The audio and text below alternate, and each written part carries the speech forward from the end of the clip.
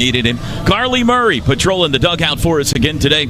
Sooner Media Relations Director for Baseball, Patrick Dunn, doing his magic with us up here in the booth.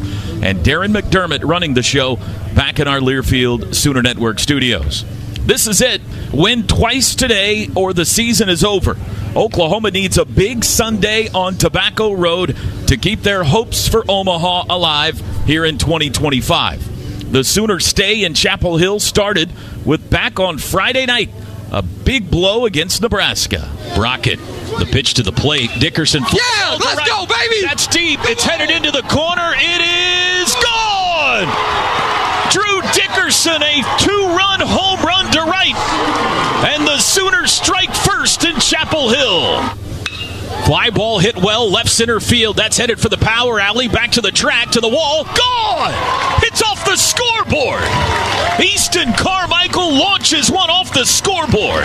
A solo shot to left, and it's 3-0 OU. The Sooners would roll to a 7-4 win over the Huskers on opening night, setting up a winner's bracket showdown last night with number 1 ranked North Carolina.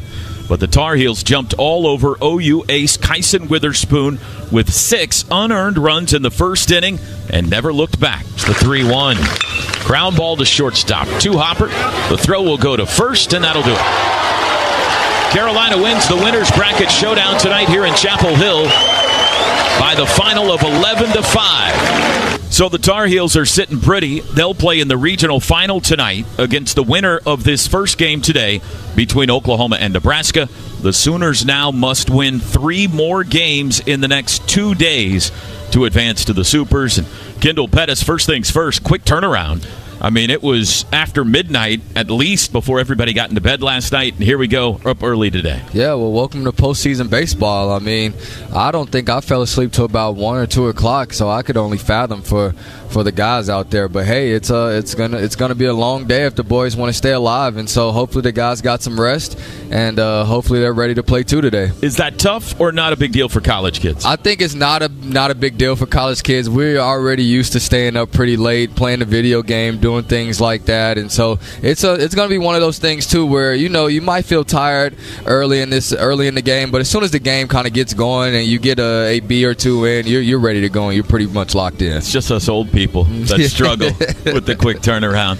Well, if there was a bright spot last night in an otherwise gloomy game, it was Cam Johnson. Hadn't pitched in over a month and a half, but came in relief late in that game last night and delivered this. The payoff. Oh, there Got it was. Looking. 3-2 slider, locked him up, inning over. Cam Johnson struck out the side, and the Sooner bench comes onto the field to greet him. Look at this, down 11-4. Look at the love they're showing for 31 on his way to the dugout. Let's go down to the dugout. Carly Murray, that was a special moment last night, wasn't it? Toby, it really was. His teammates were so excited for him. Every single one of those guys high-fived him, gave him hugs. Skip Johnson even came over and gave him a big hug, despite the big deficit that they were down, guys. And I got to catch up with him post-game yesterday.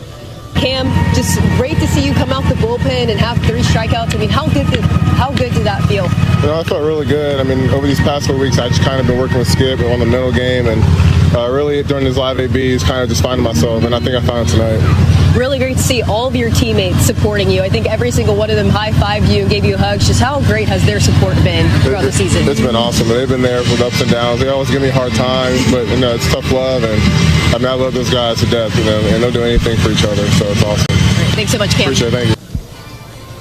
Guys, his pitch count was pretty low last night, so I feel like if they want to give him another opportunity, he could go today or tomorrow. So hopefully he can keep getting back on the mound and keep getting those reps and continue to build his confidence up. Yeah, great stuff, Carly. Well, if you're going to win this thing, Kendall, it's 27 innings of baseball to get there, so all hands on deck, including Cam Johnson the rest of the way. Yeah, 100%. And he really showed us some life yesterday. And so I think that's something that we needed from him, something that he needed as well to get his confidence up there. And hopefully North Carolina really saw that and saw the kind of the excitement that we got out of that, and they should be a little scared now, I say. Starting pitchers today, a pair of lefties going head-to-head in this first game. Cade Crossland for OU will get the start. The junior is 4-5 on the year with a 7.04 ERA, making his 13th start of the season. He'll be opposed by Nebraska lefty Will Walsh, redshirt senior out of Leawood, Kansas. He's got a 4-7 record and a 5.17 ERA. He's also making his 13th start of the season. Sooner Baseball pregame show, as always today, presented by Walden Cleaners and Laundry, where the difference is quality. Coming up on the pregame show this morning, we'll hear from Skip Johnson. Chris Plank will have a preview of the Women's College World Series elimination game tonight for OU. Starting lineups, NCAA Regional Scoreboard, KP's player to watch, keys to the game, and more as we count you down to first pitch just after 11 a.m. Central Time this morning. It's Oklahoma and Nebraska. Got to survive in advance. This is Sooner Baseball from Learfield.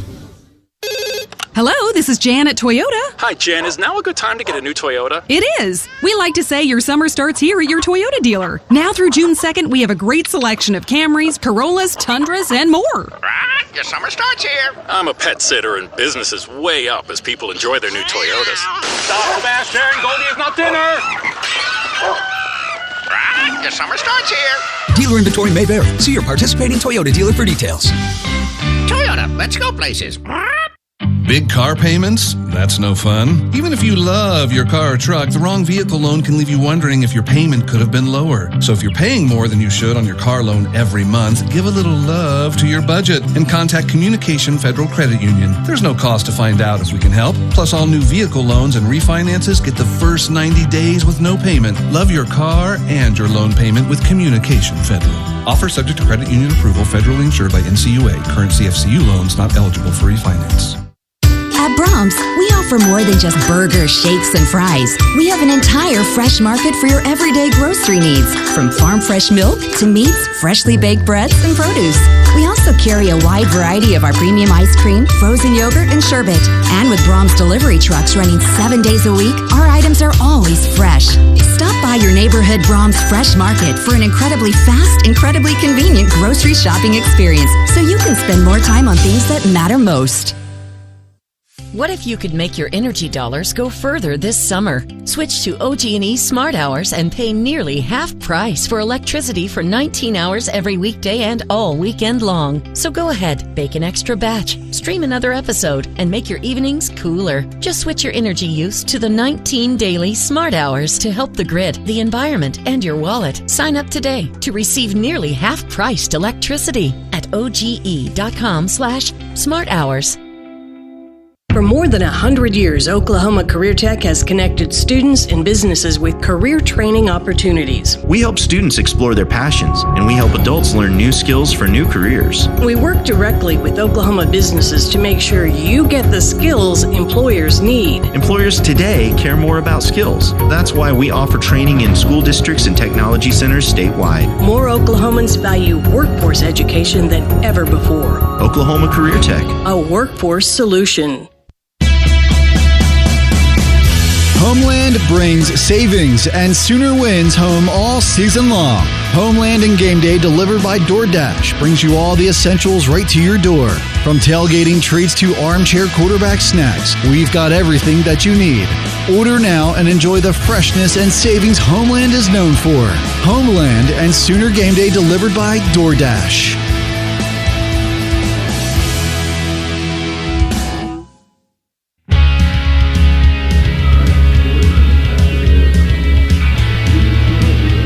Counting you down to first pitch here between the Sooners and Huskers in an elimination game today. And let's take our first look at the Air Comfort Solutions NCAA Regional Scoreboard. So 16 teams have already been bounced from the 64-team field. That means we're down to 48. Theoretically, by the end of the day, we could be down to 16. There will probably be more than that. I'm sure we'll have some decisive Game 7s that'll need to be played around the country on Monday. Hopefully one of them here. But it's going to be a bloody Sunday. Lots of teams' NCAA tourney hopes will end today. Other elimination games starting at the same time as ours. Wake Forest and Cincinnati will go head-to-head in Knoxville. Clemson and Kentucky in Clemson, elimination game. All these. Northeastern against Mississippi State. Georgia and Oklahoma State square off in Athens. Florida and East Carolina in Myrtle Beach. Southern Miss, the host school, and Columbia will play an elimination game at 2 o'clock. Creighton and North Dakota State also at 2. Ole Miss and Georgia Tech, that's a big-time elimination game today down in Oxford. Texas lost last night in Austin. They'll take on their former Big 12 buddies, Kansas State and Pete Hughes, today at 2 o'clock in an elimination game.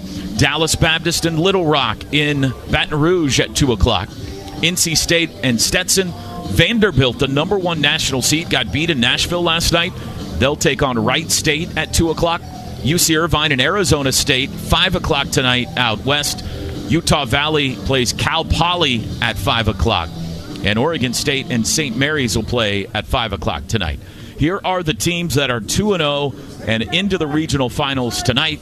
Coastal Carolina, Duke, Florida State, North Carolina, Tennessee, West Virginia, Auburn, Miami, Murray State, UTSA, Arkansas, LSU, Louisville, Arizona, USC, and UCLA. So big day of baseball. Hopefully we've got 2 games for you and hopefully another one tomorrow. Air Comfort Solutions, your total home solution for plumbing, heating, air conditioning, and electrical. Make the winning call today. Meanwhile, also an elimination game tonight for the OU softball team in the Women's College World Series. Here's Chris Plank. Hey, thanks a lot, Toby. It was a gut punch of a Saturday, but the sun came up on Sunday after a little rain, after Oklahoma fell to Texas by a final score of 4-2. The Sooners brought the go-ahead run to the plate with only 1 out in the 7th inning, but were unable to get anything done against Tegan Cavan, who was pitching just hours after finding out that her grandmother had passed away. So a little more motivated Texas team. They survive in the winner's bracket. Now Oklahoma shifts to the bottom part of the bracket. They'll take on Oregon tonight at 6 o'clock. We'll be on the air with a 5:30 pregame show. And the storylines in this one obviously are aplenty. These 2 teams played last year in the Norman Regional. It was hard fought. The Sooners won both games. But it was the first time that Patty Gasso coached against her longtime assistant, Melissa Lombardi, who is now the Oregon head coach. Missy deems her team's versions, and this is one of the new, this is obvious, I think version 7 is what she said. Version 1, they only had 7 players whenever she got to Oregon, so she had to hold open tryouts to find players. They have fought through adversity. They beat the underdog Liberty in the Super Regionals. They had to fight back in the Regionals despite getting run ruled in their first game against Stanford, and they fought through the losers bracket yesterday after falling in their opener to UCLA on a walk-off home run in the bottom of the 7th inning. So Oregon beat Ole Miss to earn this opportunity. The Sooners trying to bounce back from a tough loss against Texas. And don't forget, the hitting coach for Oregon, Sidney Romero, who won 2 national championships as a player, 2 national championships as a coach here at Oklahoma. But Sooners still have hope. Texas Tech awaits in the bottom part of that bracket with Nyjah Candidate, but you can't talk about that until you take care of Oregon. 6 o'clock first pitch. We'll be on the air at 5:30 p.m. DJ Sanchez and myself on the Sooner Radio Network. T-Row, back to you in Chapel Hill. Thank you very much, Chris. So hopefully a long day of OU baseball and softball in survive and advance mode today. We'll take a break. We'll hear what Skip had to say after last night's game against North Carolina next. This is Sooner Baseball from Learfield. Attempt. All it takes is a moment. Heather and I had an argument just like any other couple. I was lost. I had snapped. I had a gun and I was going to take my own life. Heather helped me realize that there was still a life to live for the better of myself, my family. My weapon is now safely put away. A moment of crisis can happen to anyone. Store your guns, locked, unloaded, and away from ammo. Hear more safe stories at endfamilyfire.org. Brought to you by Brady and the Ad Council. You say you never give in to a meltdown and never fill your feed with kid photos. You say you'd never put a pacifier in your mouth to clean it and never let them run wild through the grocery store. So when you say you'd never let them get into a car without you there, know it can happen. 1 in 4 hot car deaths happen when a kid gets into an unlocked car and can't get out. Never happens. Before you leave the car, always stop, look, lock. Brought to you by NHTSA and the Ad Council. This is your captain. We are going to be experiencing some slight turbulence. Please fasten your... Oh, hold on. Just got a video of my cat. Imagine the pilot of an airplane was as confident as you are texting and driving. Seems kind of crazy when you put it like that. Visit StopTextsStopWrecks.org. A message brought to you by the National Highway Traffic Safety Administration, Project Yellow Light, and the Ad Council. You say you'd never give in to a meltdown and never fill your feed with kid photos. You say you'd never put a pacifier in your mouth to clean it and never let them run wild through the grocery store. So when you say you'd never let them get into a car without you there, no, it can happen. 1 in 4 hot car deaths happen when a kid gets into an unlocked car and can't get out. Never happens. Before you leave the car, always stop, look, lock. Brought to you by NHTSA and the Ad Council. This is your captain. We are going to be experiencing some slight turbulence. Please fasten your... Oh, hold on. Just got a video of my cat. Imagine the pilot of an airplane was as confident as you are texting and driving. Seems kind of crazy when you put it like that. Visit StopTextsStopWrecks.org. A message brought to you by the National Highway Traffic Safety Administration, Project Yellow Light, and the Ad Council.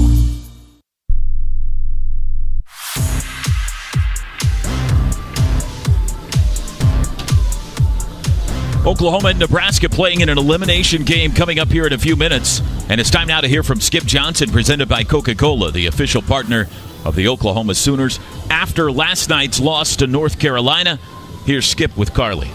What are your thoughts on today's game? Well, you don't play defense, that's what happens. I mean, I think we give up 600 runs in the first inning, and you don't do that, you scratch back. But the last half of that game was really special. I mean, we got past the point of trying, and we started competing, and that's a big thing moving forward. Yeah, you mentioned how special these last couple innings were with the offense able to get some runs on the board. I mean, don't you think that momentum can go into tomorrow morning? Oh, absolutely. I mean, it was good because we got past the point of trying, and we started competing, and it was really good to see Cam Johnson. That's a special deal. That's what I'm in it about, watching guys get through things that they've been through, and it was really special watching that. I mean, that's what baseball's about, and that's what coaching's about, is getting guys through things like that. I mean, wins and losses, that happens. I mean, we didn't play good defense early, and that happened. Yeah. It's really special to see all of his teammates. I think every single one of them high-fived him and gave him hugs. Just awesome to see that for him after facing that adversity. Then I got to ask, what's the update on Dayton Taki, if you know of one at this moment? I don't know that. I don't even have a clue about it. You know, it started bothering him, and we pulled him. Okay, thanks so much, Skip. Thank you. Skip Johnson interview brought to you by Coca-Cola. Is Coke Zero Sugar the best Coke ever? Try and decide. We can update you. Dayton Taki not in the lineup today. We'll try to get more information on him as the game rolls along. But Kendall, I don't know what's in your keys today, but I can say this. The Sooners have to play clean defense if they're going to win 3 games in the next 2 days. Yeah, 100%. I mean, playing good catch is always going to be key. It obviously hurt us yesterday in that game, and that's going to be something with Dayton Taki out at first base. That's going to be something we're going to have to key into early in this game as well, seeing if the Sooners can play a little bit of good defense and making sure that at first base we've got some clean ball over there as well. By the flip of the coin, Oklahoma the visiting team in this elimination game. Should the Sooners win this morning, they will be the home team tonight against North Carolina. We'll take a break. We got the starting lineups coming up for you next. Sooners and the Huskers, the Battle of the Big Red, round 2 here in Chapel Hill coming up. This is Sooner Baseball from Learfield. Hey Sooner fans, this is Malachi Witherspoon with OU Baseball.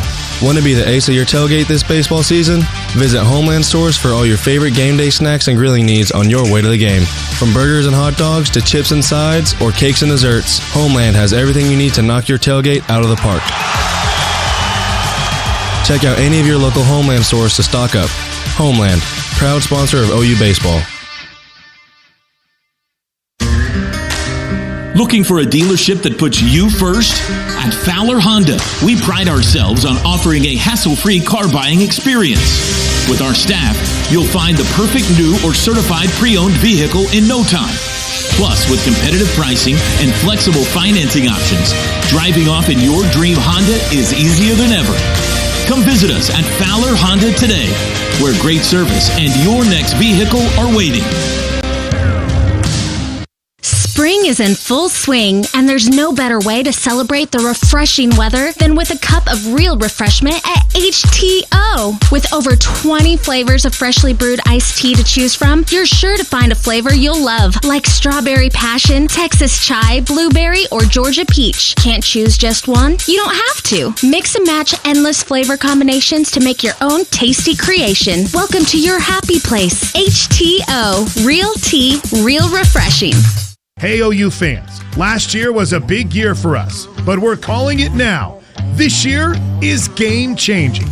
Call it your staycation destination, your beat the heat retreat, your after-sport resort. With indoor and outdoor pools, thrilling rides, restaurants, spa, swim-up bar, and more, we just call it Okana.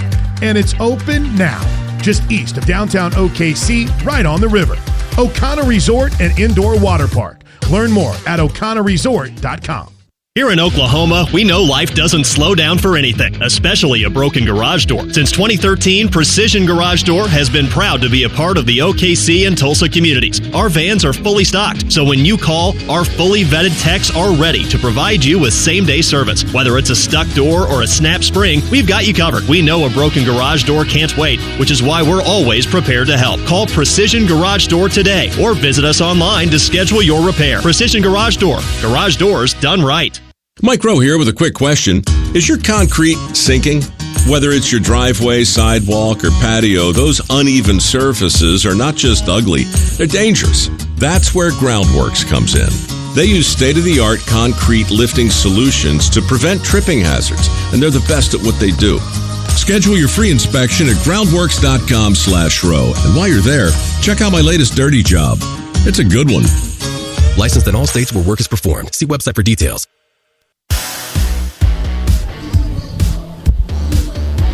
Welcome back to the Sooner pregame show, presented by Walden Cleaners and Laundry, where the difference is quality. If you're ready now, here are today's starting lineups, presented by Precision Garage Door Service, proudly serving our community since 2013. Oklahoma, the visiting team in this one. They're the 2 seed here in Chapel Hill, 36-21 record on the year. Batting leadoff in center field, Jason Walk. Easton Carmichael having a very good postseason. He'll be the catcher. He'll hit second. In the 3-hole today, Drew Dickerson in right field. 2-run homer here against Nebraska on Friday night. He is 3 for 6. 4-5 record. This will be his 16th appearance, his 13th start of the year. He's got a 7.04 earned run average. He's gone 61 1/3 on the season, given up 63 hits, allowing 55 runs, 48 of those earned. He has struck out 75 while walking 31, with opponents hitting .261 against Cade Crossland. Head coach for Oklahoma in his 8th season is Skip Johnson. Assistant coaches are Reggie Willits, Todd Butler, and Russell Rayleigh.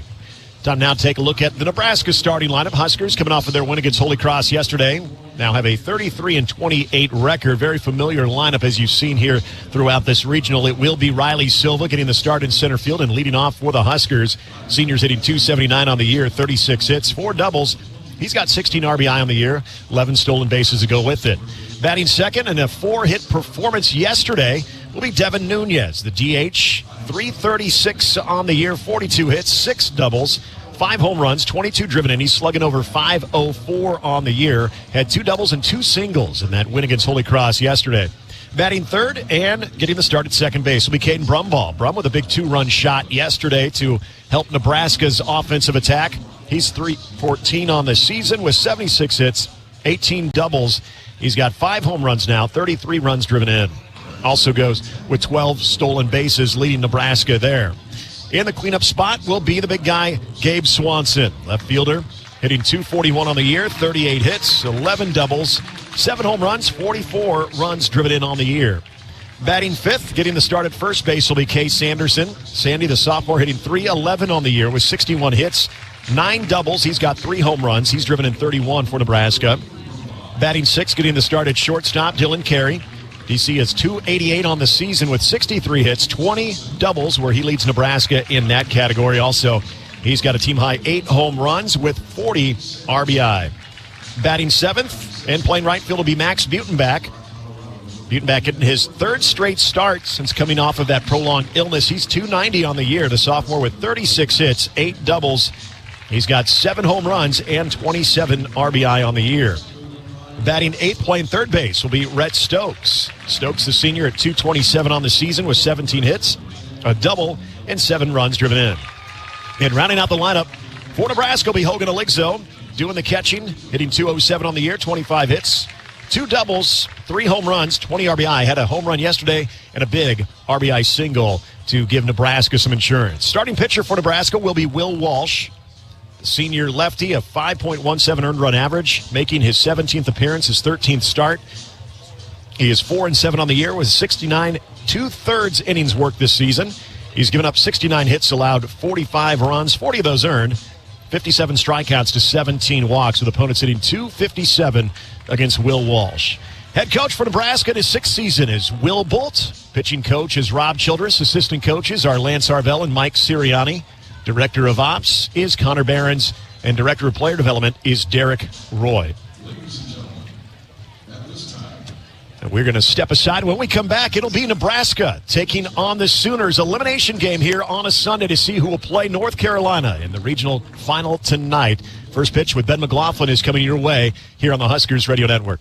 If there's one thing Nebraska's known for, it's our beef. And Nebraska soybeans feed a lot of them, and even more pigs and chickens. I'm Jason Pinky, a farmer near Craig, Nebraska. Soybeans are vital for feeding our livestock, and they're also a powerhouse protein source for people worldwide. Our world needs protein, and Nebraska soybeans are making a difference. From tailgate grills to global plates, farmers deliver affordable, nutritious protein to build muscle and energy for everyone. Nebraska soybeans, feeding, fueling, and innovating for the future.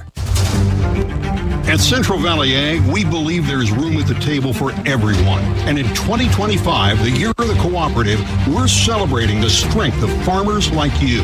Cooperatives were built by farmers, for the betterment of farmers, working together to create opportunity, stability, and a future for the next generation. Because when we stand together, we grow together. Our planet is hungry. Together, we feed it. Central Valley Ag. Did you know you can get your prescriptions for less at your local pharmacy?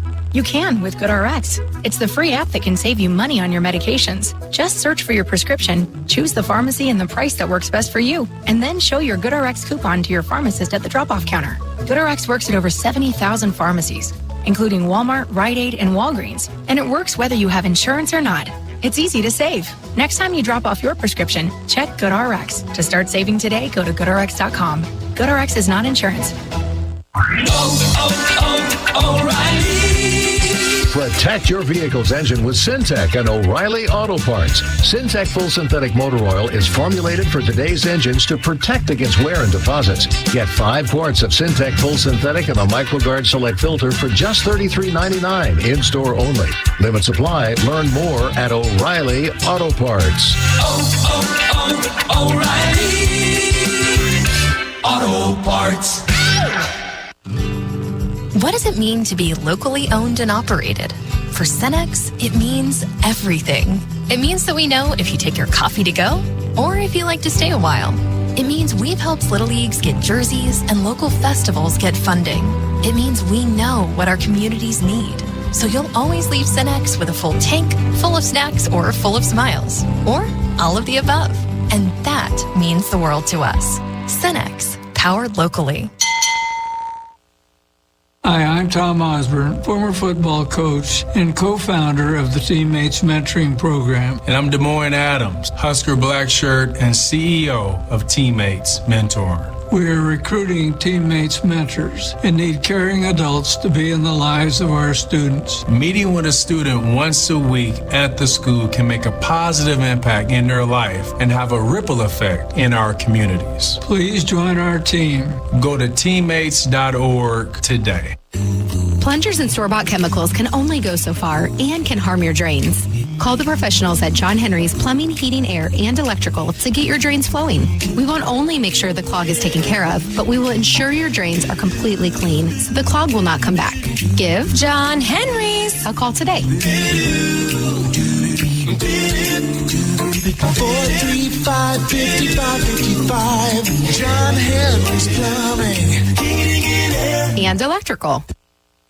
Let's pause 15 seconds for station identification on the Huskers Radio Network. 24-hour sports coverage for Nebraska, Iowa, and beyond. This is KXSP Omaha, KSRZ HD2 Omaha, AM 590 ESPN Radio.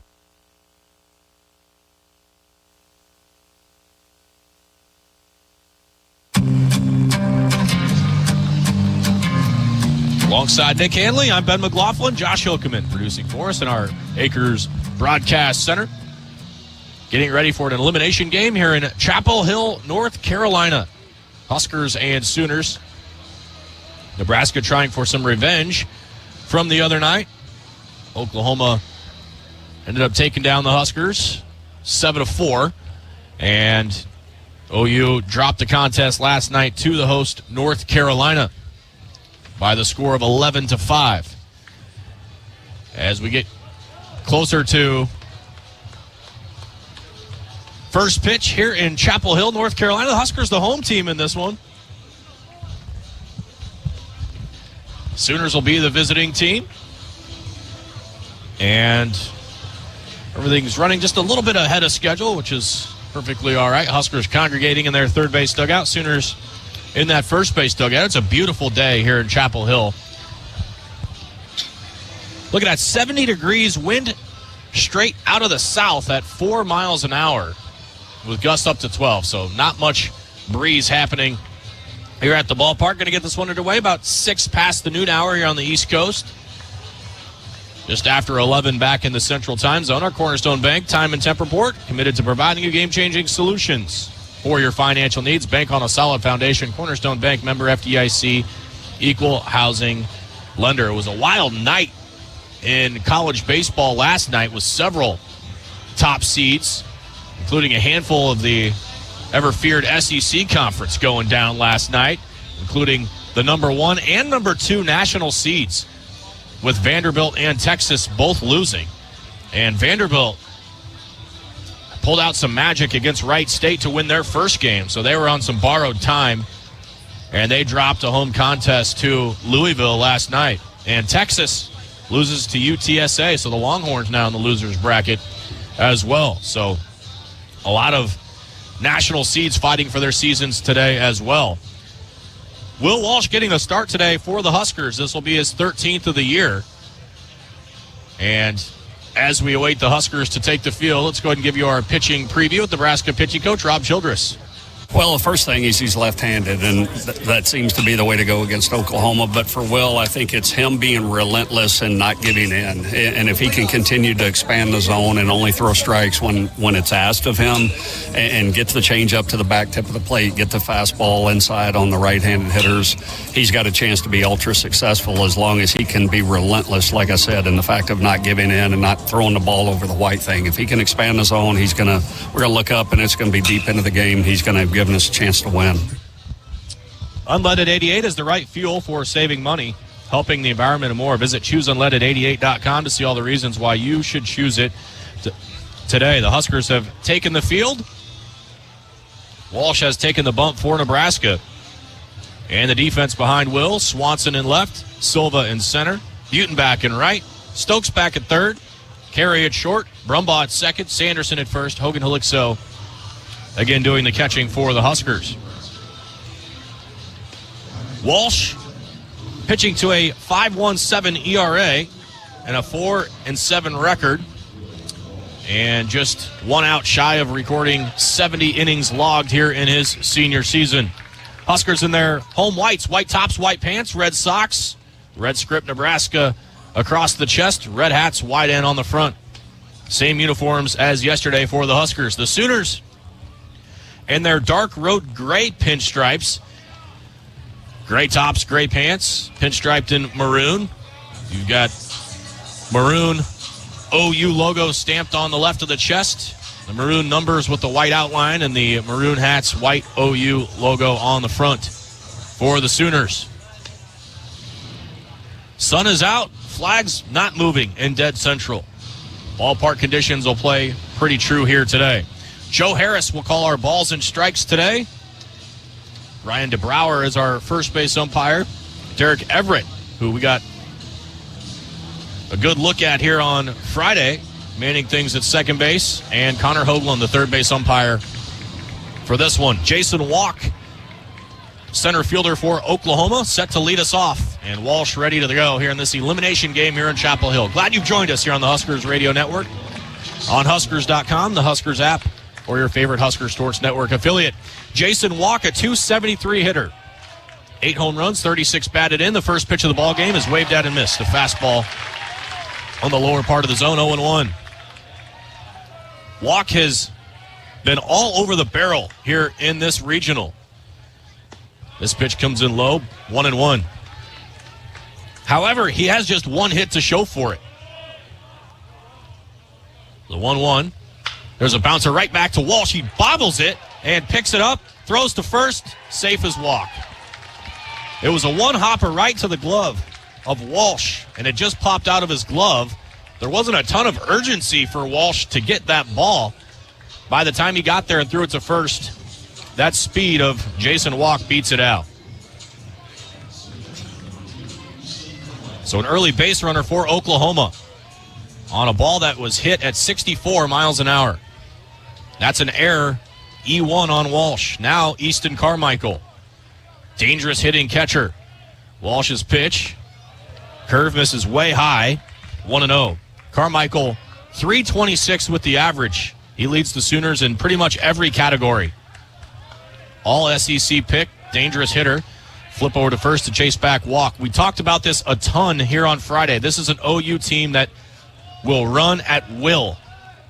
Very similar to Holy Cross yesterday. Walk is one of those candidates with 17 stolen bases. Another move over to first, and he's back standing. So an E1 to start the game. Not the way Walsh wanted to start this one.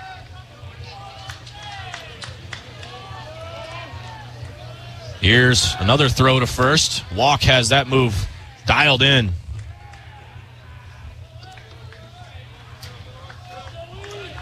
Just underway, top of the first. Oklahoma with the leadoff base runner. The pitch. Outside, 2-0. Walsh is now behind. Carmichael went 2 for 4 with an RBI against the Huskers here on Friday. The 2-0 pitch. That is ripped to short, backhanded off the glove of Carey, and again, no play for the Huskers on the infield. So the ball squirts out of the glove of DC. That was a really tough chance for Carey to his right. Ball left the bat at 104. A much more difficult play than the one Walsh had, but regardless, the Sooners have 2 on and nobody out and have the table set here in the top of the first. Nebraska digging themselves an early hole with 2 errors. Now Drew Dickerson, who homered here on Friday against the Huskers. 2 on and nobody out for OU. Walsh brings it in, fouls it back to the backstop, 0-1. That was a big cut from Dickerson. Dickerson, a freshman batting .300. His 3rd home run of the year came the opposite way over the right field fence. Those were the first runs of that ball game the other night. 2 on, nobody out for Oklahoma. Walsh's pitch, down and in with a fastball, 1-1. Huskers have created themselves some trouble by not handling the baseball. You heard us talk about this with Coach Bolt in the pregame, about how defense, a lot of times in these games, are the separator. The 1-1 pitch, a little floater into shallow center, and that's going to drop in there for a base hit. Everybody moves up a base. That ball not hit hard by Dickerson, but the Huskers are in jail in the top of the first. Bases loaded, nobody out. And this is the one thing you wanted to eliminate from Oklahoma is any type of offensive confidence early in this game after what they're coming off of last night. We talked about it yesterday in the broadcast, how it was pivotal for one of the teams to get out to an early start when you're fighting for your season. Oklahoma with a great opportunity to do just that here. Time called at the plate for Nebraska, and the Huskers are going to bring Rob Childress out to talk to Walsh in the Husker infield. Well, this is unfortunate how this has started. The bouncer right back to Walsh that just popped out of his glove and rolled far enough away to where he couldn't get it to first in time. Then the hot shot to carry it short. That was ruled in error. That ball was struck well, though, at 104. And then just a little jam job floater there from Dickerson. Well, and for Nebraska, you mentioned maybe not even necessarily the sense of urgency after that ball had hit itself out of Will Walsh's glove.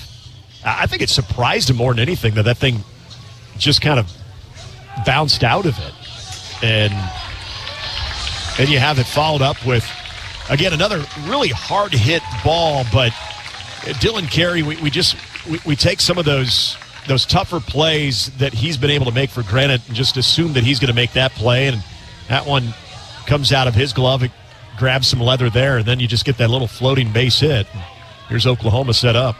Now you have to face Willits with the bases loaded. Walsh's first pitch home. Breaking ball. Called strike. 0-1. Late strike call there from Joe Harris. Walsh gets the first one over, though. Huskers will surrender the run for an out or two. The 0-1. Sharply hit left side. Backhanded under the glove of Carey. It's going to score one. Here comes the second run. Oklahoma a 2-0 lead here before the Huskers can record an out.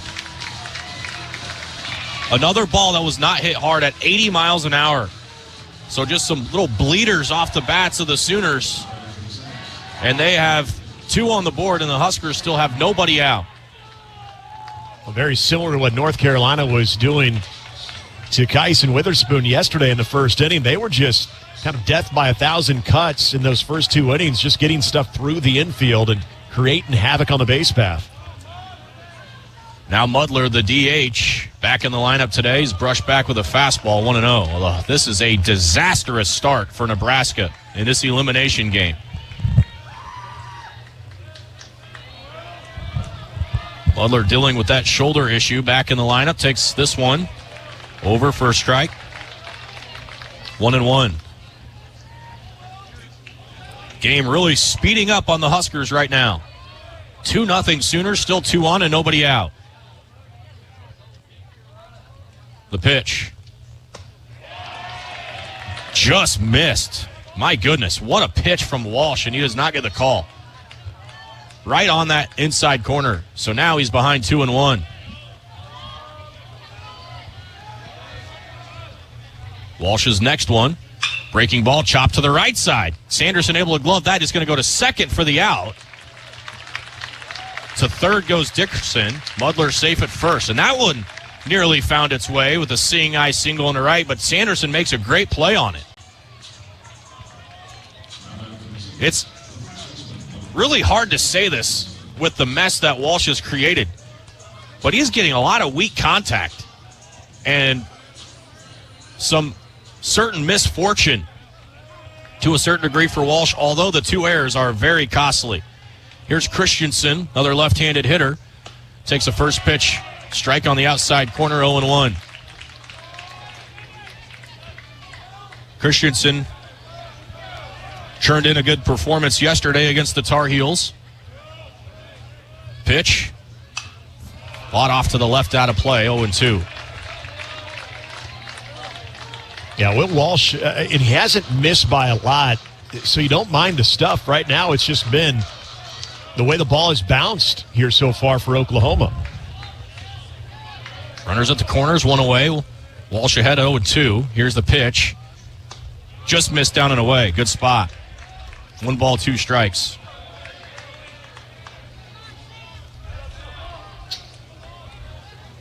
Oklahoma blitzing Nebraska here in the first inning. Another move to first. That chases back Mudler standing. A lot less controversial of a pickoff with him standing over there this time. That turned into quite the story here on Friday night. Walsh ahead 1-2. Here's the pitch. Little squibber. This is all kinds of spin on it. Stokes is going to go to second, and elevating is Brumbaugh. He's not on the bag. Everybody's safe.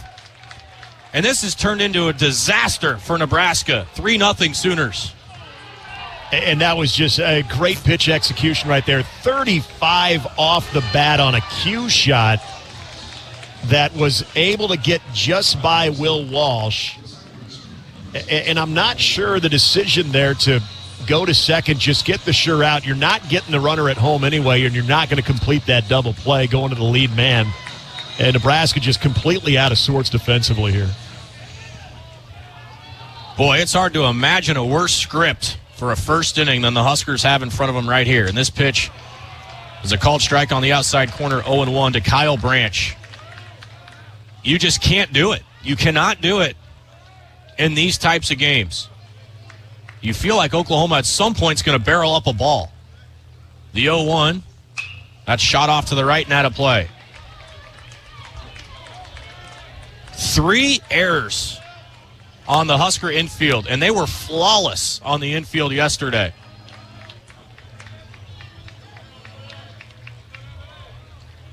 Still 2 on and only 1 out. 3 in for Oklahoma. The 0-2 in the dirt, blocked by Haligso. When you think of the errors, some of your more sure-handed players as well, and better decision makers too. Walsh comes set. Here's the pitch. Bounce to second. Should be easy. Brumbaugh to carry. The throw to first in time, double play. And mercifully, the top of the first comes to an end. Oklahoma plates 3 runs on 2 hits with 3 Husker errors. And they leave a runner. Oklahoma 3, Nebraska coming to bat here on the Huskers Radio Network. Your Midwest Ford dealers believe value should drive everything we do. And with employee pricing, you pay what we pay. For 11 days only during the Memorial Day Sell-a-thon, the deals are even bigger. Get employee pricing on Ford's best-selling trucks and SUVs. But hurry, this value-driven offer is only during the Memorial Day Sell-a-thon. Get employee pricing and 0.9% APR plus $3,000 cash on a Ford F-150. But hurry, it all ends June 2nd. Go to your Midwest Ford dealers today. Driven by value. They say consistency is the key to success. They weren't wrong. So how about grabbing a beer that's consistently smooth, consistently refreshing, and consistently light? You might just find that the road to success can be pretty enjoyable. Michelob Ultra, the perfect balance of taste and refreshment, and only 2.6 carbs and 95 calories. It's only worth it if you enjoy it. Enjoy responsibly. Anheuser-Busch Michelob Ultra Light Beer, St. Louis, Missouri.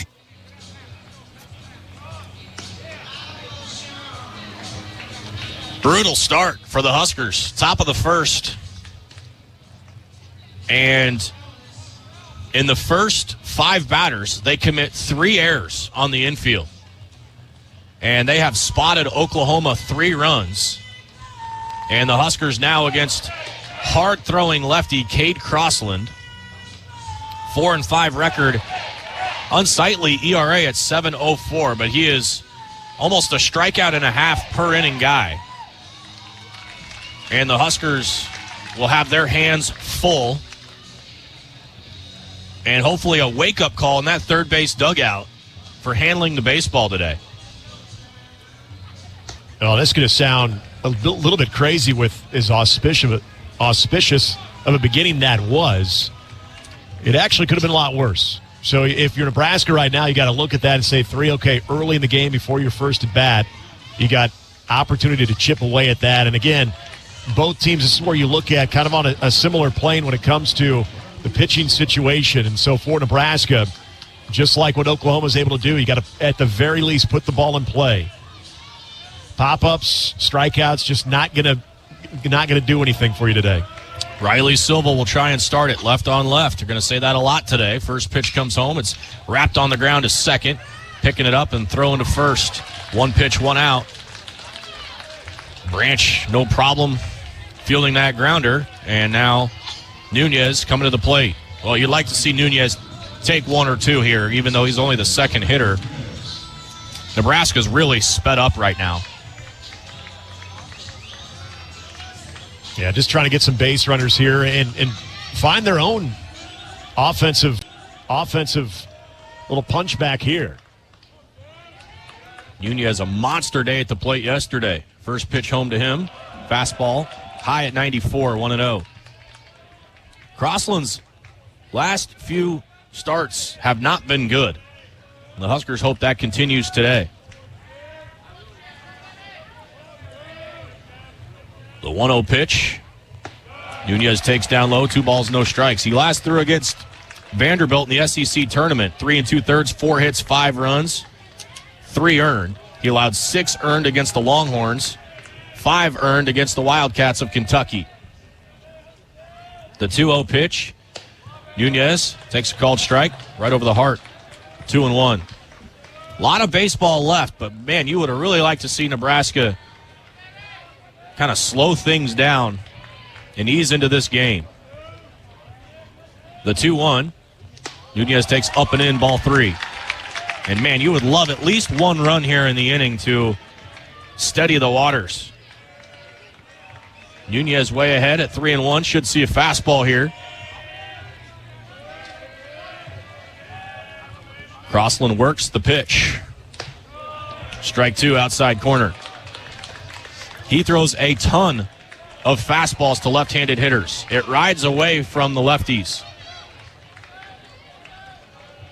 It's a pretty big 3-2 for the Huskers in the first inning right here. The pitch. Chop foul, first base side. Ball will ricochet again into right field.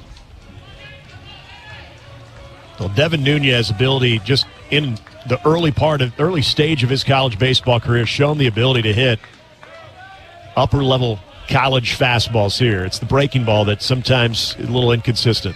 The 3-2 pitch. Just inside. Huskers might have got one there, and they'll gladly accept it.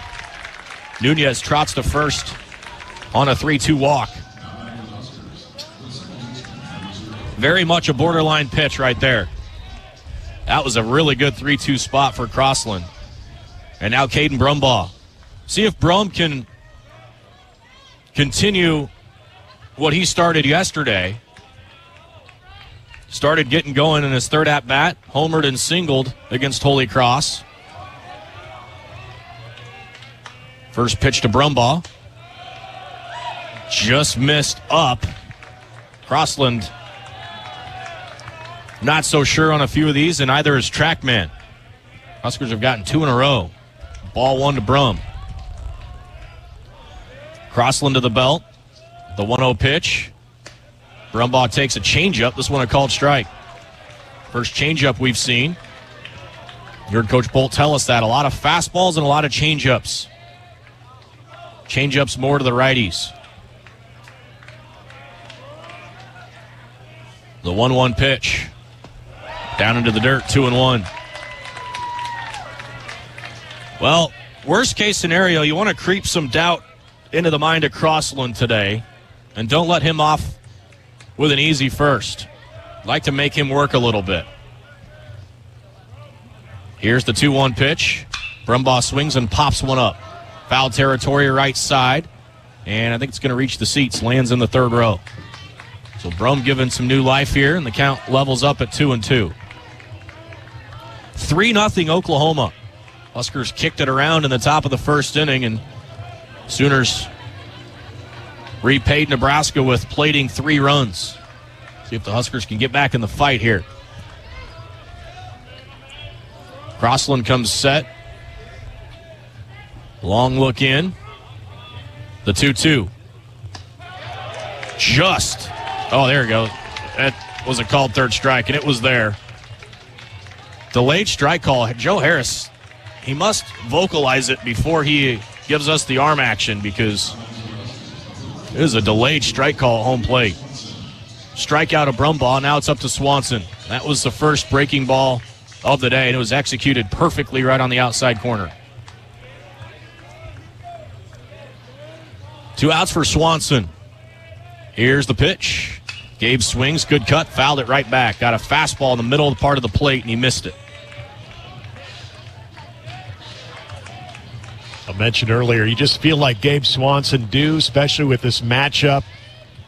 Had 1 hit against Oklahoma. That's his only hit in the regional so far. No balls and a strike. Crossland's pitch. Strike. 0-2. Another fastball. This one at 95 right on the outside corner. So now he's way ahead of Swanson. Just not a fan of the strike call at home. It takes forever. Crossland's set. The 0-2. Changeup, bounced on the ground to the left side of the infield. Willis picks it up, throws to first.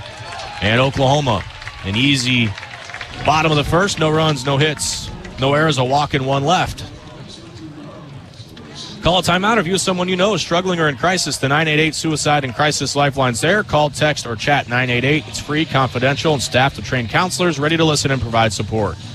After 1, Sooners 3, Nebraska nothing. This is Big Red Baseball. AM 590 ESPN Radio Omaha is your number one station for everything sports. Tune in for coverage of the NFL, NBA, NHL, Major League Baseball, Pro Volleyball, and more. Plus, keep up with all your favorite college sports each weekday. 24-hour sports coverage for sports fans in Nebraska, Iowa, and the world. Punch us up at am590espnradio.com and hear us on the AM 590 app, Star 104.5 HD2, and AM 590 ESPN Omaha.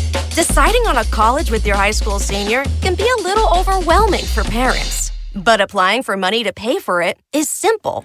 FAFSA, the free application for federal student aid, is now easier than ever with fewer questions and faster fill-out times. If you have a high school senior, now is the time to apply for thousands of dollars for classes, books, and housing. Get started, Nebraska, at dothefafsa.org. Sponsored by Education Quest Foundation. Aired with the Nebraska Broadcasters Association and this station. Husker Radio, AM 590. It's game day. Make it a Pizza Hut day. Order your favorite pizza, wings, and more from the Hut. Also, here's what's on tap. Brought to you by Michelob Ultra. It's only worth it if you enjoy it. Well, Nebraska, if they could win this game, come back, they would play tonight in the regional championship against North Carolina. Now, Nebraska would have to beat North Carolina twice, as they are the only undefeated team in the Chapel Hill Regional. That would be a 6 o'clock local, 5 o'clock start in the Central Time Zone. That's what's on tap. Brought to you by Michelob Ultra. Well, Nebraska, if they're going to do that, they're going to need to figure out the defensive issues that they had in the first inning. 8-9-1 due up, starting with Trey Gamble. Takes a first pitch curveball, called a strike, 0-1. Gamble, 291 batter, crowds the plate from the left side. Walsh's 0-1 pitch. At the knees, a called strike here, 0-2. It would really be nice to sign up for a quick inning in the top of the second. The 0-2 pitch in the dirt, 1-2.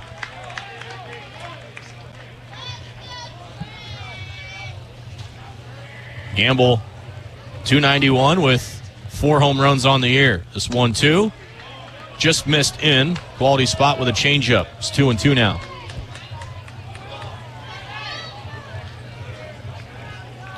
Walsh works quick, the 2-2 pitch. Breaking ball hit on the ground to first. Slow roller for Sanderson. He has to hustle to win the race. He does. Another weak ground ball for the Sooners. This one handled by the Husker first baseman. One away. Well, very similar to what Oklahoma experienced in the first inning against the Tar Heels yesterday. They had one error led to 6 unearned runs in a disastrous start for the Sooners in that winner's bracket game tonight. So now on the receiving end of some defensive miscues here. Here's Willis. He squares to bunt. Bunts at third base side and foul. Rolls over the Argyle pattern that UNC has on the first and third base lines. Those iconic Carolina blue and white diamonds. You also have the NC logo stamped behind home plate on the artificial turf. It is turf in all the foul ground. Grass from foul line to foul line.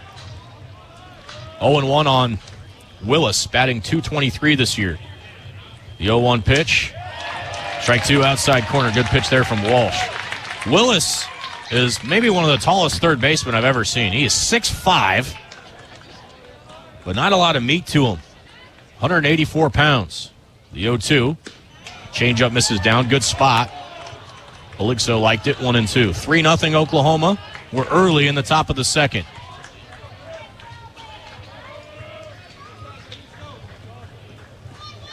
Walsh winds and deals the 1-2 pitch. Swing and a miss. Tied him up on a breaking ball down. Walsh's first strikeout. Now back to the top of the order with Jason Walk. This at-bat right here set the stage for the entire top of the first inning. Well, we had talked about how Jason Walk had such solid contact Friday night against Husker pitching, and it was anything but that to lead things off, but found himself on base, comes around and scores. First one to him misses low.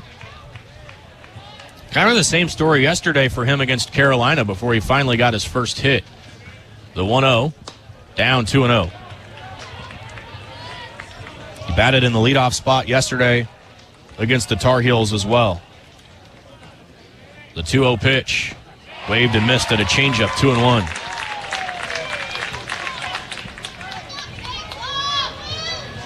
Walker, switch hitter batting right. He gets Walsh, fouls this one back and out of play. First fastball of the appearance, and it's 2-2. Walsh takes a deep breath. The pitch. Chopper to third. Stokes has a knee-high hop, fields to his left, throws across the diamond, just ahead of the speedy walk, and there you go. Bounce back, hitting that Walsh, and the Huskers needed another weak ground out. Walsh has induced a lot of weak contact and gets himself out of the second. No runs, no hits, no errors, no Sooners left on base through an inning and a half here in Chapel Hill. Oklahoma 3, Nebraska nothing on the Huskers Radio Network.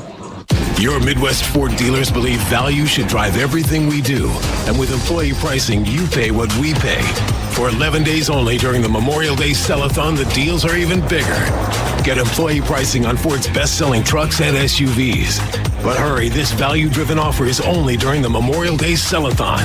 Get employee pricing and 0.9% APR plus $3,000 cash on a Ford F-150. But hurry, it all ends June 2nd. Go to your Midwest Ford dealers today. Driven by value.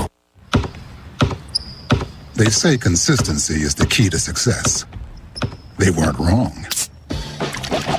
So how about grabbing a beer that's consistently smooth, consistently refreshing, and consistently light? You might just find that the road to success can be pretty enjoyable. Michelob Ultra, the perfect balance of taste and refreshment, and only 2.6 carbs and 95 calories.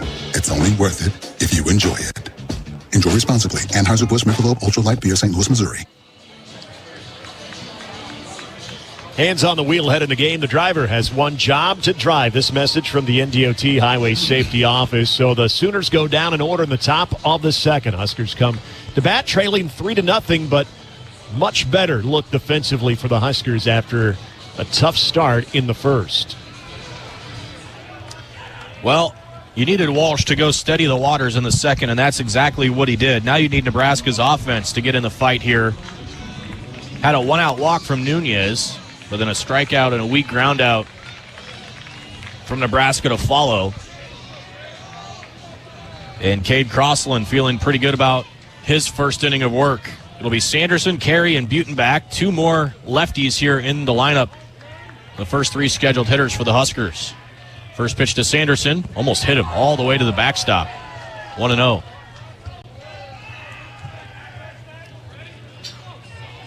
Sandy 0 for 4 in the game yesterday against Holy Cross, but had a couple of hard-hit balls. Had some really good at-bats against OU on Friday. The 1-0 pitch late on a heater here. It was up. 1-1. So far, the scouting report's been dead on what the Huskers are seeing from Crossland. 1-1. Here's the pitch. Breaking ball and a beauty right on the inside corner. 1-2. He just snapped off a dandy there. Started out of the zone, worked itself right back on the inside corner. Now Sanderson down in the count. Here's the 1-2 pitch. Chased a fastball up and in, and he's a strikeout victim. Really got tied up there. Pitch was not close to the strike zone, but Sanderson thinking about that breaking ball that Crossland just threw. And the leadoff man sat down here in the second, and now Dylan Carey.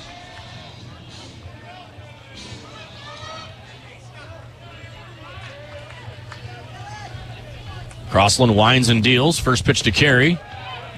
Called strike. Below the knees, 0-1. That was a changeup. Well, now Crossland mixing and matching. We've seen all three here in the second inning. The 0-1 pitch. Fastball. Carey pops it up out of play off to the right. Now he's down 0-2. Crossland has struggled with command some this year, but doesn't seem to be an issue right now.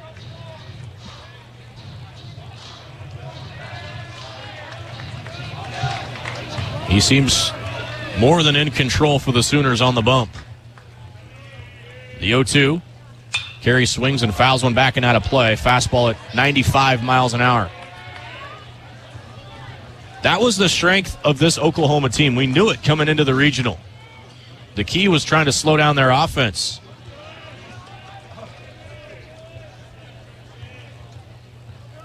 Here's the 0-2 pitch. Slider chewed him up, but he rolls it foul third base side. It was really in on the hands of Carey. Well, Ben, you get the feeling two hitters in this lineup, two righties against Crossland that have just not had the type of regional so far, but are going to have to be a major factor. Dylan Carey and Gabe Swanson. 100%. The 0-2 comes home. Waved at it in the dirt. Another strikeout. Carmichael throws to first to complete it. And 2 strikeouts here in the inning. And the Huskers not getting a good look early on Crossland.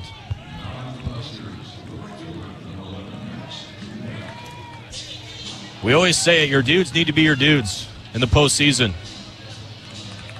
And they have a couple that are sliding a bit right now. Here's Butenbach.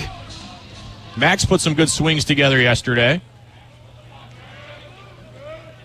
First pitch on the way.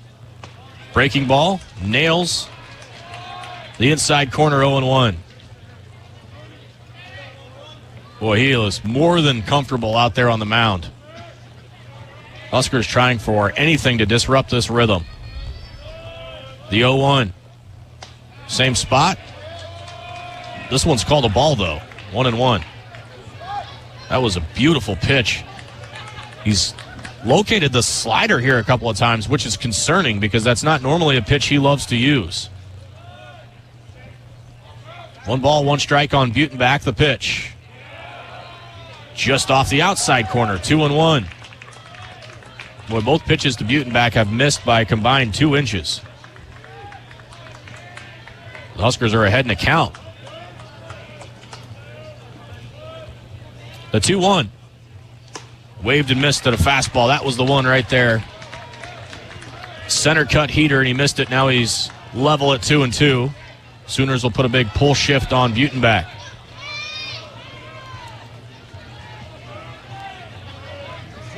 Here's the 2-2. Outside, full count. Boy, anything to extend this inning, one more batter would be a welcome sign. You'd like to win this 3-2. Stokes waits on deck. 3 balls, 2 strikes, 2 outs. The pitch. Strike 3, right down the middle. It was a changeup, and it froze Butenbach, and Crossland crosses up the Huskers. He has struck out 4 of the last 5 batters that he's faced. No runs, no hits, no errors, nobody left. After 2, Oklahoma 3, Nebraska nothing. This is Big Red Baseball. Ready to order? Yes. We're earning unlimited 3% cash back on dining and entertainment with the Capital One Saver Card, so let's just get one of everything. Everything? Fire everything. The Capital One Saver Card is at table 27, and they're earning unlimited 3% cash back. Yes, Chef! This is so nice. Had a feeling you'd want 3% cash back on dessert. Ooh, tiramisu. Earn unlimited 3% cash back on dining and entertainment with the Capital One Saver Card. Capital One, what's in your wallet? Terms apply. See CapitalOne.com for details. With Progressive Snapshot, you could save on auto insurance rates by driving safely, which is nice because you can just keep doing you. So keep on using that broken phone charger because it occasionally works. Keep quoting something you heard on a podcast as your own. Keep ignoring your sister's texts while you drive and after. And when baggage claim says, have a great trip, keep on saying, you too. And keep driving safely. And you could save with Snapshot from Progressive. Progressive Casualty Insurance Company and Affiliates. Snapshot not available in California or from all agents. Surcharge possible for unsafe driving. Husker Radio, AM 590. Let EECS provide solutions for your business. EECS offers copiers and printers, technology solutions, janitorial equipment, and cleaning supplies, office supplies, and furniture. Visit EECS.com for more. Huskers in a 3-0 hole, and Crossland has lived up to the stuff on the scouting report. He has had the Huskers in knots offensively, so now Will Walsh going to have to bear down here and get another quick inning. The Huskers trailing by 3 runs as we begin the 3rd, and in for the next couple for us. Here's Nick Hanley. All right, thanks, Ben. It is 2-3-4 Easton. Carmichael 4 hits in the regional. He had 2 against Nebraska, 2 against North Carolina last night. We'll lead things off. Reached on the error to Dylan Carey. Came around and scored one of the 3 runs that the Sooners put up in the top of the first, 3-0. Walsh back to work. First offering. This one is turned on deep left field, and this one is gone. Up against the netting. Hit a ton. 107 off the bat. Travels 375 feet. In the first pitch that Easton Carmichael sees in the 3rd inning, he deposits it into deep left field. 4-0 Oklahoma. Nebraska continuing to dig themselves a deeper hole. And to bring up Drew Dickerson. Dickerson, who went the other way on Friday night, got Oklahoma off to a 2-0 lead with a 2-run home run against Jackson Brockett on Friday. First pitch, changeup on the outer half, called strike 1. Dickerson had this little bouncer, made it through the middle, and a 2 RBI single back in the first. Fouls this one back to the screen now, down in the count, 0-2. Dickerson, 310 on the year, was hitting in the 8 hole against Nebraska on Friday. Hitting in the 7 spot last night. This ball ripped into left field, and another sharply hit ball. So Oklahoma, a lot of weak contact earlier. Now 108 off the bat for Dickerson, and that was an 0-2 offering. And now bodies are making their way down to the Husker bullpen in left field. Will Walsh, who was inducing some pretty weak contact in the first 2 innings, now second time through the order for Oklahoma. Between Carmichael and then Dickerson, 2 very sharply hit baseballs. And now Rob Childers going to come out and talk with his senior lefty. Jackson Willits will be the hitter.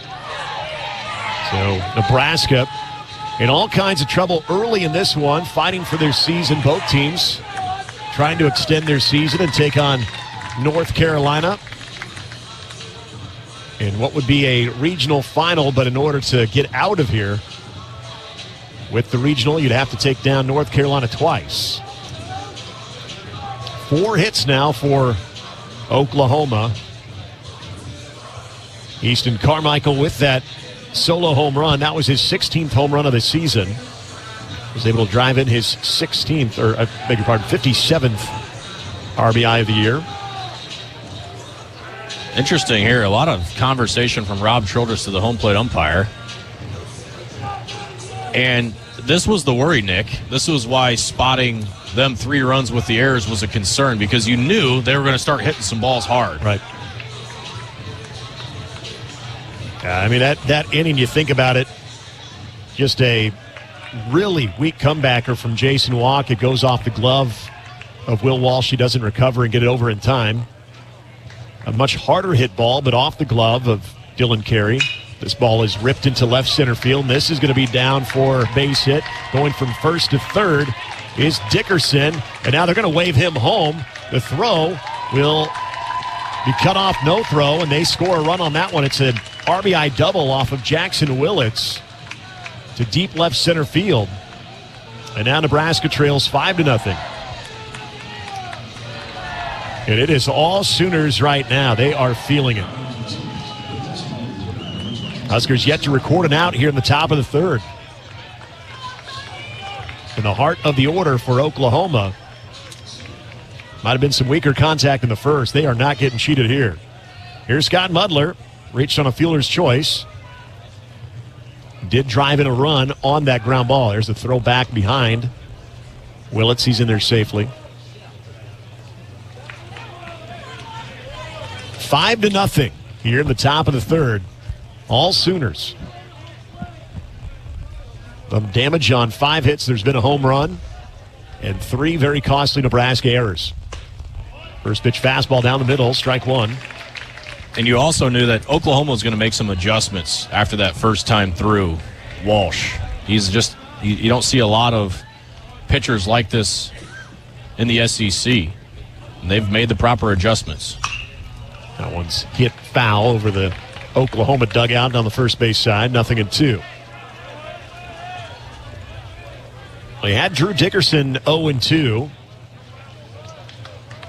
Dickerson went down in the zone, but a ball probably got too much of the plate for Will Walsh. Here's the 0-2 offering. That one's low. Good stop by Heligzo. This time left no doubt, buried the curveball. 1 ball, 2 strikes. Runner in scoring position, nobody out here in the top of the third.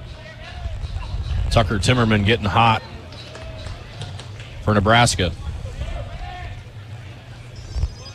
Walsh set. Here's the 1-2. This one fouled again over by the OU dugout. So Will Walsh just trying to battle through this entire mess right now. But the Huskers digging themselves a deeper hole offensively as well. 1-2 again. This one's blooped into left center. That's going to be down for a hit. Coming around third is Willits, and he will score easily. And heading to second is Mudler, and he is safe. So it is an RBI double. It is now 6-0. Oklahoma. The Sooners just relentless here. Already 3 runs across, and that is going to do it for Will Walsh. Our first Nebraska soybean pitching change, and unfortunately it comes here in the top of the third. Another Nebraska farm fact: farmers and ranchers raise livestock, poultry, and soybeans to provide nutritious, affordable protein for everyone. Tucker Timmerman making his way in from the left field bullpen. We'll give you his numbers when we return here on the Huskers Radio Network. For farmers, sustainability is a way of life. 97% of farms are family-owned, and 95% are participating in conservation programs and using sustainable practices. I'm Ann Meese, a farmer near Elgin, Nebraska. I grew up on this land, and we're dedicated to being good stewards and leaving it better for the next generation. Since 1980, U.S. soybean farmers have boosted production by 130%, all while lowering emissions and improving land and water use. Nebraska soybeans, feeding, fueling, and innovating for the future. Tucker Timmerman to pitch for the 12th time, 2-1 record, ERA of 5.61. He's pitched 33 2/3, allowed 33 hits, 24 runs. 21 of those earned. He's walked 10 and struck out 30. Timmerman trying to slow down Oklahoma offensively. They have dominated this game from the first batter on, and the Huskers trying to just slow them down. It has been a parade of offense for the Sooners here in the third inning. And the Huskers in a massive, massive hole at 6-0. 6 runs off 6 hits, 3 errors. For Nebraska, all 3 coming in the top of the first inning. So Tucker Timmerman, first and foremost, just trying to get the first out of this inning. He'll have a runner in scoring position with Scott Mudler after the RBI double. So for Will Walsh, and again, the self-inflicted wounds defensively, Will Walsh was a part of that on the leadoff hitter, Jason Walk. But after that, again, continued to throw into some weak contact, but then this inning has been much more definitive offensively for Oklahoma. They have been battering the ball all over the yard here in this inning. Easton Carmichael led off the inning with a solo home run, followed by a very hard single to left field off the bat at 108 for Drew Dickerson. Jackson Willits followed with an RBI double, and then another RBI double by Scott Mudler. So it'll be Sam Christensen, 6-hole hitter for Oklahoma. Reached on a fielder's choice in the first. He's 0 for 1. A .245 hitter. Mudler leads away from second. Timmerman gives him a look. First offering. He'll show bunt. And bunts over it. Called strike. Tucker Timmerman, again, coming back from that injury to his face in game number 2 of the season. Got a Friday start against Michigan, was outstanding in that series. There's another called strike on the inner half. With the sinker, 0-2 now here to Sam Christensen.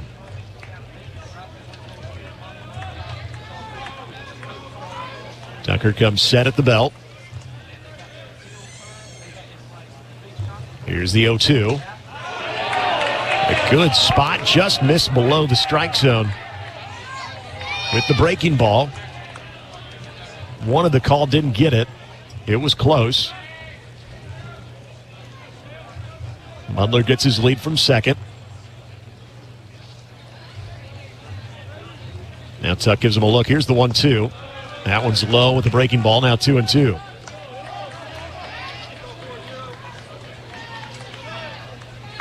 Huskers with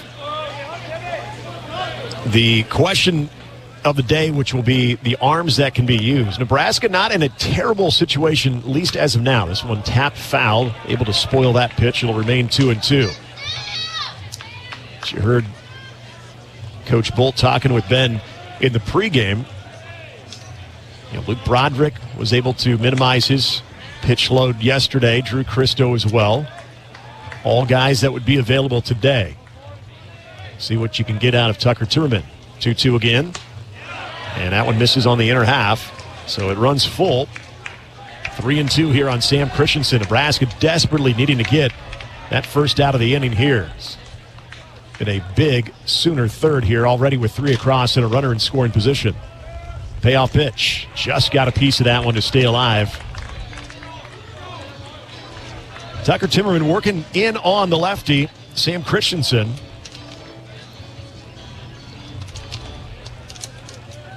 Christensen with 37 hits on the year. He's driven in 30 for the Sooners. 3-2 again.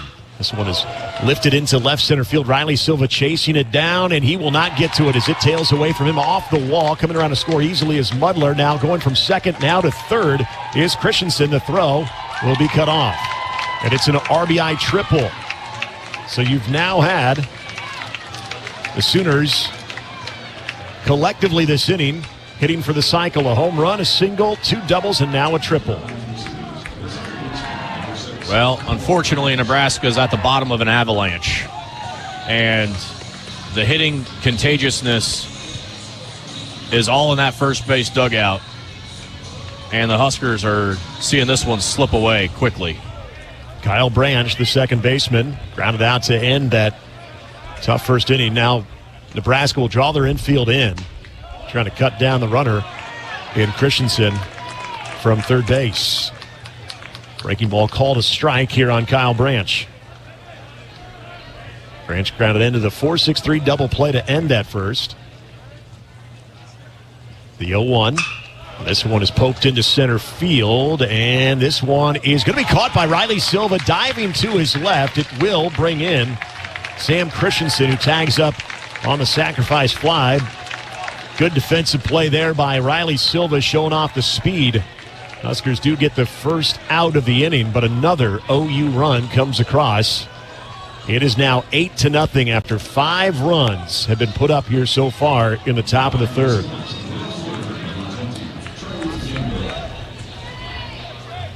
Here's Trey Gamble, the left fielder. 0 for 1, grounded out to Case Sanderson in the second inning.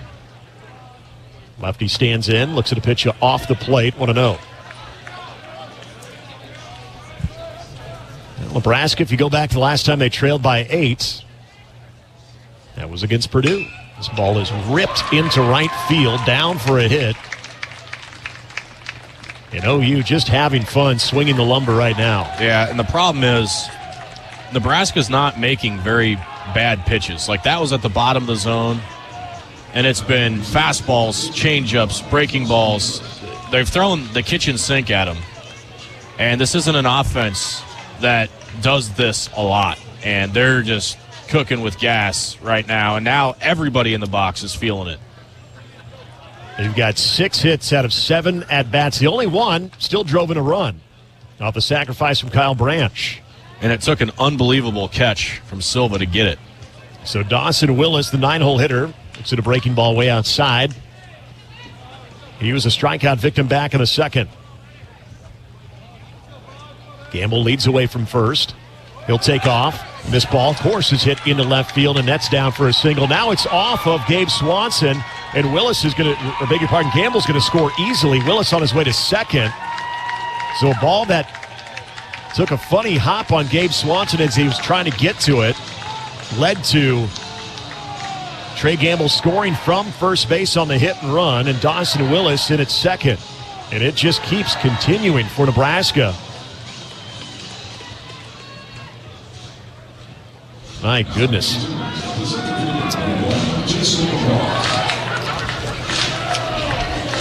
So I'm assuming this is going to be a base hit, then ruled an error with the advancement of Willis to second and Gamble to score. And Rob Childers going to come out and talk with Tucker Timmerman here. I mean, right now, OU just cannot miss. Husker pitchers can't miss a barrel right now. And that's going to do it for Tucker Timmerman. Nebraska soybean pitching change. Another Nebraska farm fact. Farmers and ranchers raise livestock, poultry, and soybeans to provide nutritious, affordable protein for everyone. I'll tell you about the new Nebraska pitcher when we return here on the Huskers Radio Network. Nebraska soybeans power everyday products, from Goodyear tires and Skechers shoes to soy-based turf and fire suppressants. These innovations replace petroleum and utilize other components of the soybean, leading to more sustainable products worldwide. I'm Doug Sadoff, a farmer near Trumbull, Nebraska. Thanks to cutting-edge research, soybeans are now in everything from tires to turf. It's amazing to see how these advancements are unlocking new potential for our crops. Soybeans are a win for every product and everyone. Nebraska soybeans, feeding, fueling, and innovating for the future. Drew Christo to pitch for the Huskers. 3-2 record, 5.06 ERA. He's been a workhorse for Nebraska this year. 48 innings, 47 hits, 30 runs, 27 earned. He's walked 29 and struck out 49. And Christo desperately needing to try and slow down this Oklahoma offense, who right now seemingly just cannot be stopped. And they have the Huskers buried here in just the third inning at 9-0.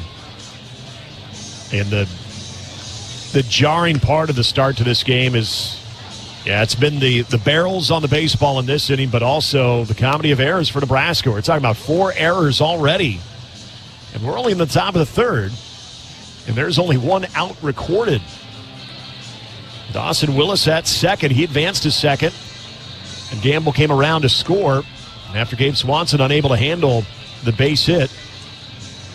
And so it's now reached to the outfield with the wave of errors that we've seen early in this game for what really has been, Ben, if you look at Nebraska's resurgence in the second half of the season, I mean, it's been solid defense all around. The amount of great plays in the outfield, the amount of double plays turned, and just some solid defensive work. That has not been the case today.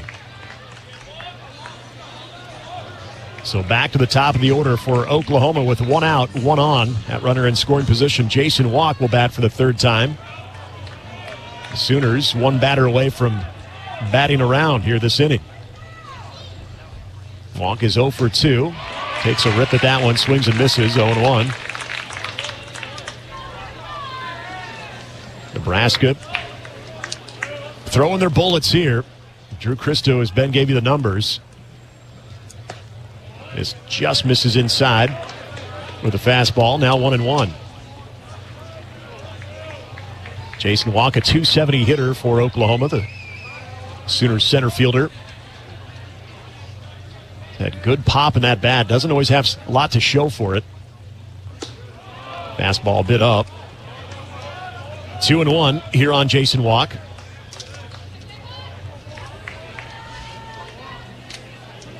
Oklahoma having a tough start to their game against North Carolina last night. 2-1 pitch. That one's low and off the plate. Now it's 3-1. And I mentioned it earlier. They had some miscues defensively. 6 unearned runs, 1 error in that top of the first against North Carolina that really set the tone for the Tar Heels. 3-1 pitch. That's up and in. So despite the mess we've seen up until then, we had not seen a free pass. Well, there it is. And now the Sooners will bat around as Easton Carmichael will swing a bat for the second time this inning. Carmichael led the inning off with a solo home run, and it was a no-doubter to left field. So he will hit again with runners at first and second in 1 out here in the top of the third. Nebraska trailing 9-0 to Oklahoma here in this elimination game. Fastball off the plate, 1-0. You never want to be a part of games like this, but to have this happen right now, it's just gut-wrenching. Willis from second, walk from first. Cristo checks Willis. Here's the 1-0 pitch. Breaking ball, misses low and inside.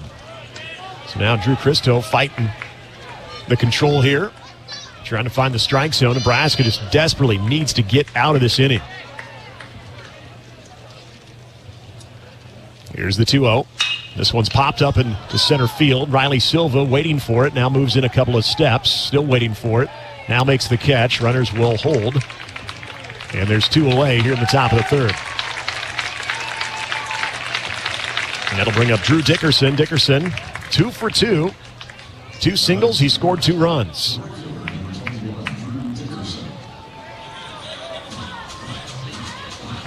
Good speed on the base path for Oklahoma between Willis and Walk. And a dangerous hitter here in Drew Dickerson. .319 hitter for the Sooners. Limited at bats this year. 23 hits and 72 at bats. Breaking ball. Catches the outside black. 0-1 here on Drew Dickerson.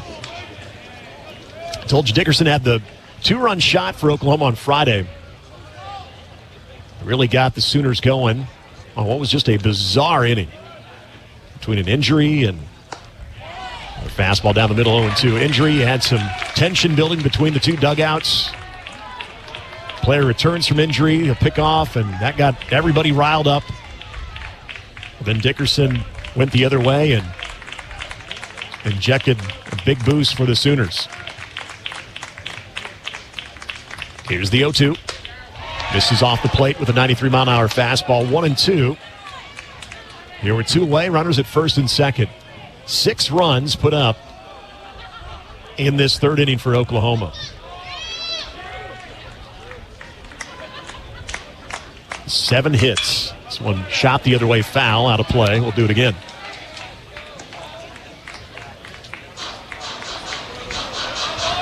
Nebraska.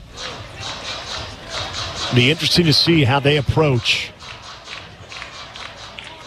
the next inning offensively and just really throughout the game. This is a team, again, no matter the circumstances, has shown a lot of resilience.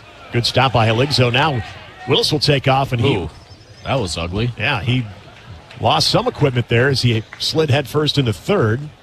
No throw after Eligzo had to knock that ball in the dirt down. Although Walk stays at first, so second base open. Runners at the corners. 2-ball, 2-strike count here on Drew Dickerson with 2 away.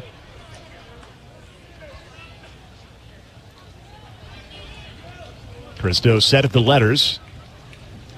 Here's the 2-2 pitch. Runner takes off. That's outside, and Walk will have that stolen easily. So now runners are at second and third. It's 3-2 on Drew Dickerson. Huskers trying to stop the bleeding here in the third.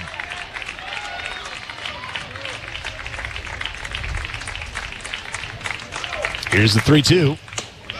Called strike 3 right down the middle, and the side is retired, but Oklahoma with a monster inning. 6 runs off 7 hits, 1 error, 2 runners left on base. We go to the bottom of the third. It's Oklahoma 9, Nebraska nothing. The Huskers Radio Network.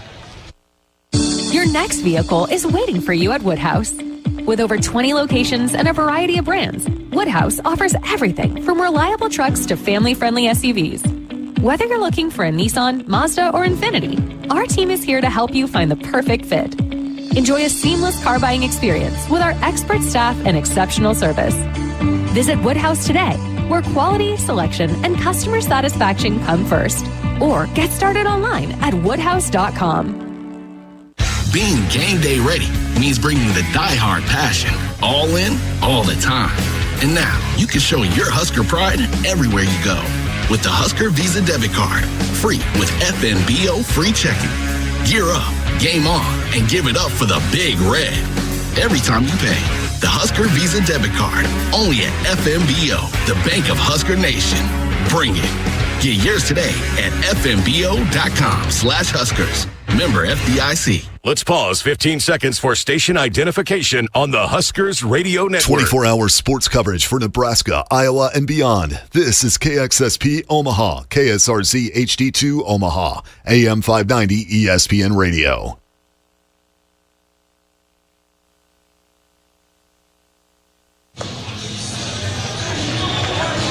This Husker Baseball postseason brought to you by Pizza Hut. Make it a Pizza Hut day. And I'd like to thank our friends at Midwest Ford. Visit buyfordnow.com for all your truck, SUV, and electric vehicle needs. Coach Bolt had the troops rallied in between innings. I think the message here, partner, is you guys have fought all season to get here. Don't let the proceedings of the first 3 innings deter you from just competing. And for a lot of these guys, putting on the Husker jersey for potentially the last time, just go fight, see what happens. It'll be 8-9-1 due up for Nebraska. Rhett Stokes lead it off. We'll get his first look at Crossland. First pitch with the changeup in there for strike 1.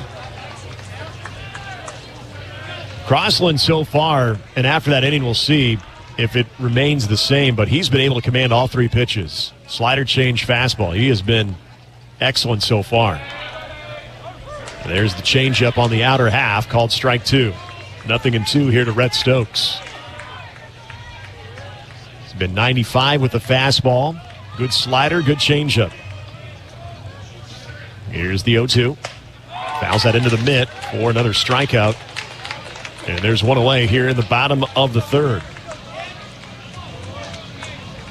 There's 5 strikeouts now for Cade Crossland, and he has struck out the last 4 batters that he has faced in this one. Here's Hogan Ligzo.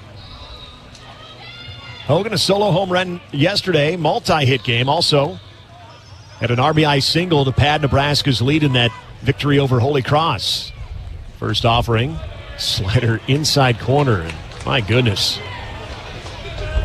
Talk about dialed in. Cade Crossland is that. He is locating wherever he wants to right now. The 0-1. Fastball, inside corner. A bit low. Was called a strike. Hogan Ligzo going to have to battle. Here's the 0-2. Way outside, 1-2.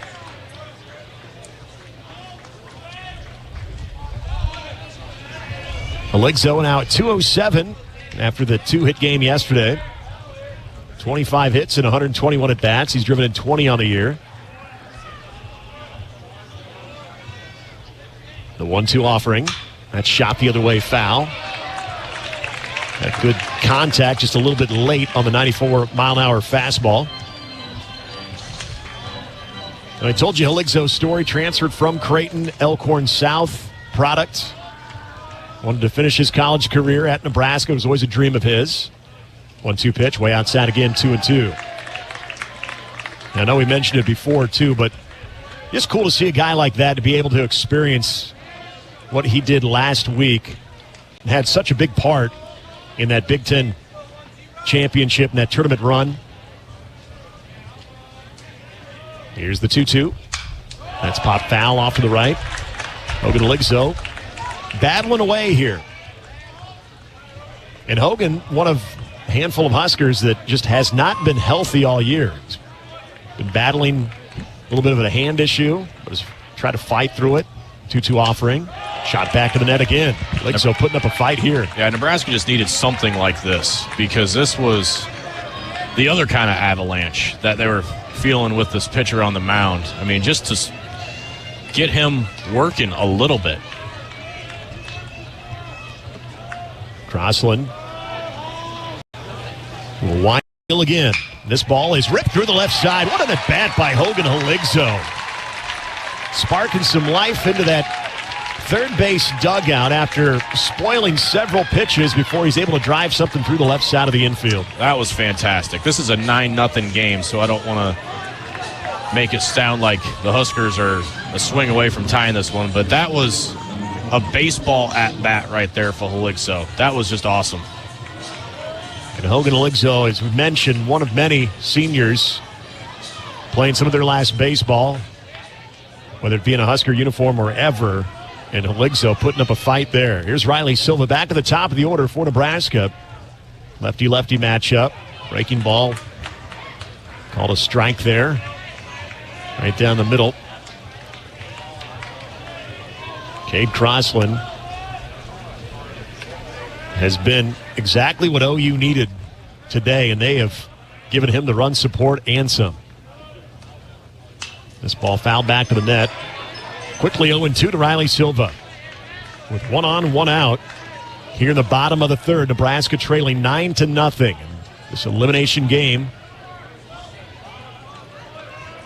North Carolina awaiting the winner of this. Would have to be beaten twice to be denied a chance to play in a super regional. Breaking ball off the plate. Good spot on 0-2. Now 1-2 here on Riley Silva. Silva grounded out to Kyle Branch back in the first. 0 for 1 today. Hitting .277 on the year. Here's the 1-2. Way outside. 2-2.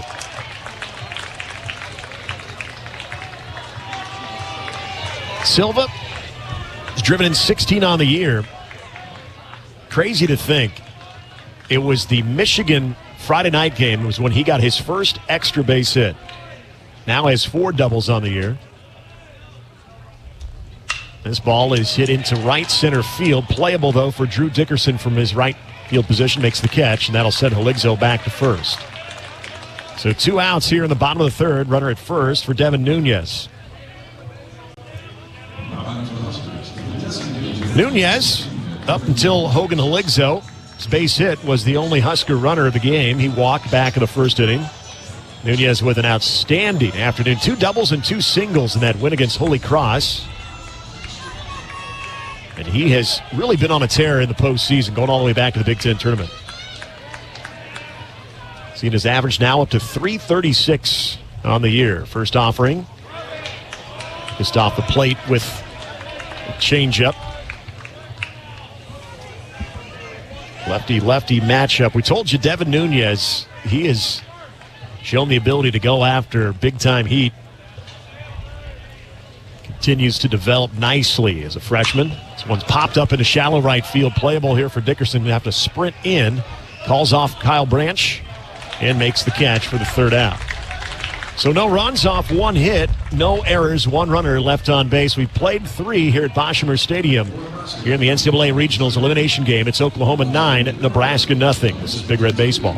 Hey, this is Joe Fortenbaugh, AM 590 ESPN Radio. Omaha is your #1 station for everything sports. Tune in for coverage of the NFL, NBA, NHL, Major League Baseball, Pro Volleyball, and more. Plus, keep up with all your favorite college sports each weekday. AM 590 ESPN Radio, 24-hour sports coverage for sports fans in Nebraska, Iowa, and the world. Punch us up at am590ESPNradio.com and hear us on the AM 590 app, Star 104.5 HD2, and AM 590 ESPN Omaha. I'm Governor Jim Pillen. And I'm John Hilger, Director of the Nebraska Department of Veterans Affairs. Nebraska veterans deserve our appreciation and our respect. This year, I'm joining NDVA in honoring our state's living World War II veterans with a special medal celebrating 80 years of victory. If you are a World War II veteran or if you know of someone who is, please reach out so we can recognize their service. Go to veterans.nebraska.gov/WW2 for more information. Sponsored by the Nebraska Department of Veterans Affairs, aired with the Nebraska Broadcasters Association and this station. Husker Radio,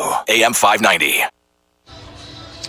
The Lincoln Airport is the official airport of the Huskers. Book your tickets at GoFlyLNK.com. Need to thank our help in the studio all season long, led by Josh Hilkeman and Russ Brown, and all of our helpers, Camden Cohn, David Swotek, Duke Rude. I know I'm missing a few. Who am I missing? Let us know who we're missing. Yeah. And our Acres Broadcast Center all season long. Acres, Nebraska's premier John Deere dealer. Acres, solutions for every field. Not an easy job those guys have back there. Especially with the spring sports, the spring ball bat sports. You got weather delays. They quarterback all of the alterations to the broadcast when needed. They are the best. Here's Jackson Willits to lead off the fourth for Oklahoma. Looks at a fastball outside, 1-0. 2 for 2, a 2 RBI single and an RBI double. Fouls this one back, 1-1. 4-5-6 for OU. Here in the top of the fourth, leading 9-0. 9 hits and 4 costly Nebraska errors in this game. 1-1 offering outside, 2-1. Henry Goodwin and Jake Schrantz also need a shout-out. Absolutely. Here's the 2-1 pitch. Fouled back to the screen. That'll even it up at 2-2.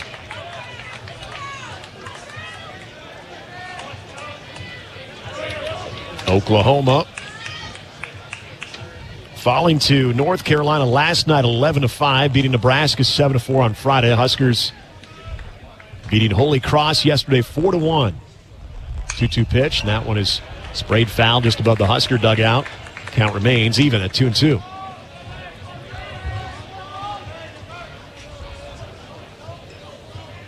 Bit of a tense game yesterday with Nebraska and Holy Cross. Had to wait all the way to the 5th inning before we saw any runs. Opened up just a little bit then. This ball is hit well into left center field. Riley Silva has a beat on it, though. Will make the catch for the first out. Going to bring up Scott Mudler, the DH. 1 for 1 today. RBI singled, or RBI doubled back in the 3rd inning. It did drive in a run on a fielder's choice in the 1st. Mudler, who had separated his shoulder diving back into first base on a pickoff attempt. First offering, swings and misses at the breaking ball, 0-1. And there's a rule where you're given 10 minutes to return to a game. And what we understand is they were able to pop that thing back in. Breaking ball misses low and inside, 1-1. And in the process, I mean, it was a lengthy delay. Jackson Brockett was trying to stay loose and not cool down. There's another swing and a miss on a breaking ball, 1-2. And when he returned in the game, there were 2 more pickoff attempts. That drew the ire of the OU side of things. This one misses inside, 2-2.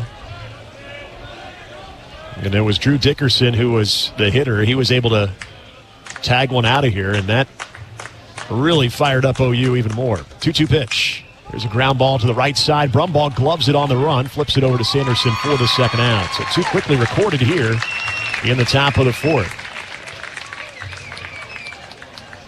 I'll bring up Sam Christensen. Christensen with an RBI triple in the 3rd. Reached on a fielder's choice in the 1st, 1 for 2 on the afternoon. The left-handed hitter will get his first look at Drew Christo. Christensen, just a .250 hitter. Looks at a pitch low. Another one of those Oklahoma players with a lot of speed, and he showed that on that triple. Was able to go the other way with it to left center field.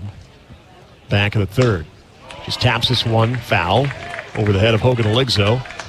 1 ball, 1 strike here on Sam Christensen.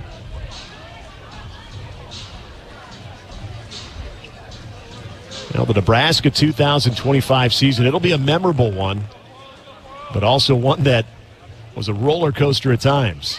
There's a swing and a miss, 1-2. Yeah, it's taken us on a ride, hasn't it? Yes, it has. It's felt like 3 years wrapped into one almost. Felt like 3 years just when we were in Los Angeles. Right.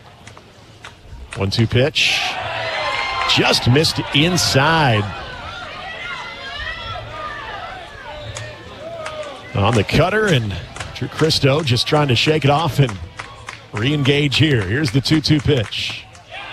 Oh, my gosh. This one. Oh, wow. 9-0 game and 2 pitches in the strike zone. Not good enough for Joe Harris.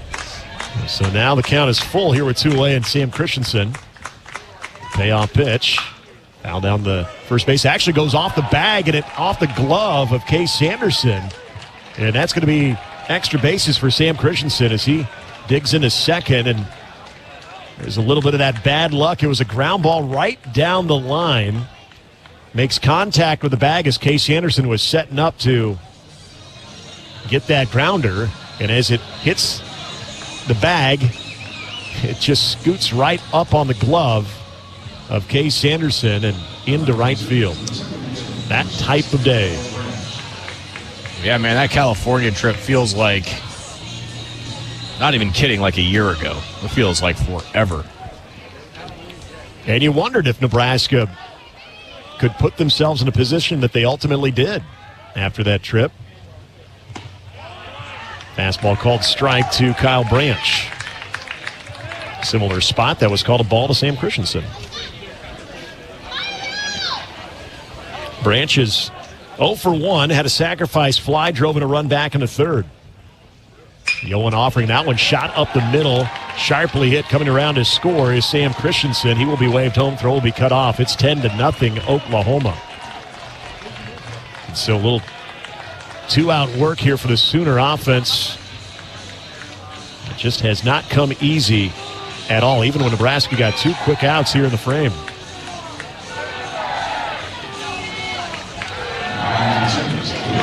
It'll bring up Trey Gamble. Gamble 1 for 2, singled and scored in the third.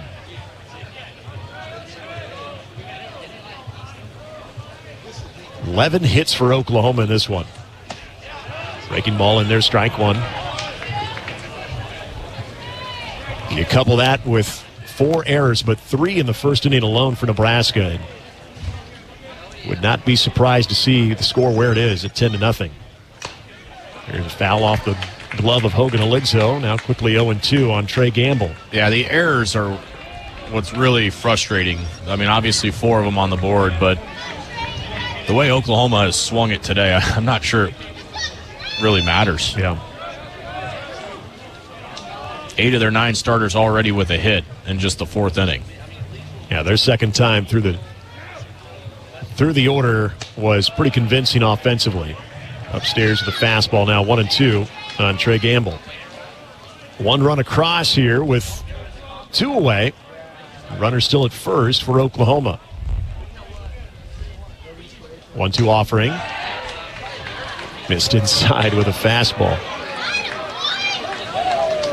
Don't tell Joe Harris this is a 10-0 game. Yeah. He is not. He's got no plans. He's not flinching at all.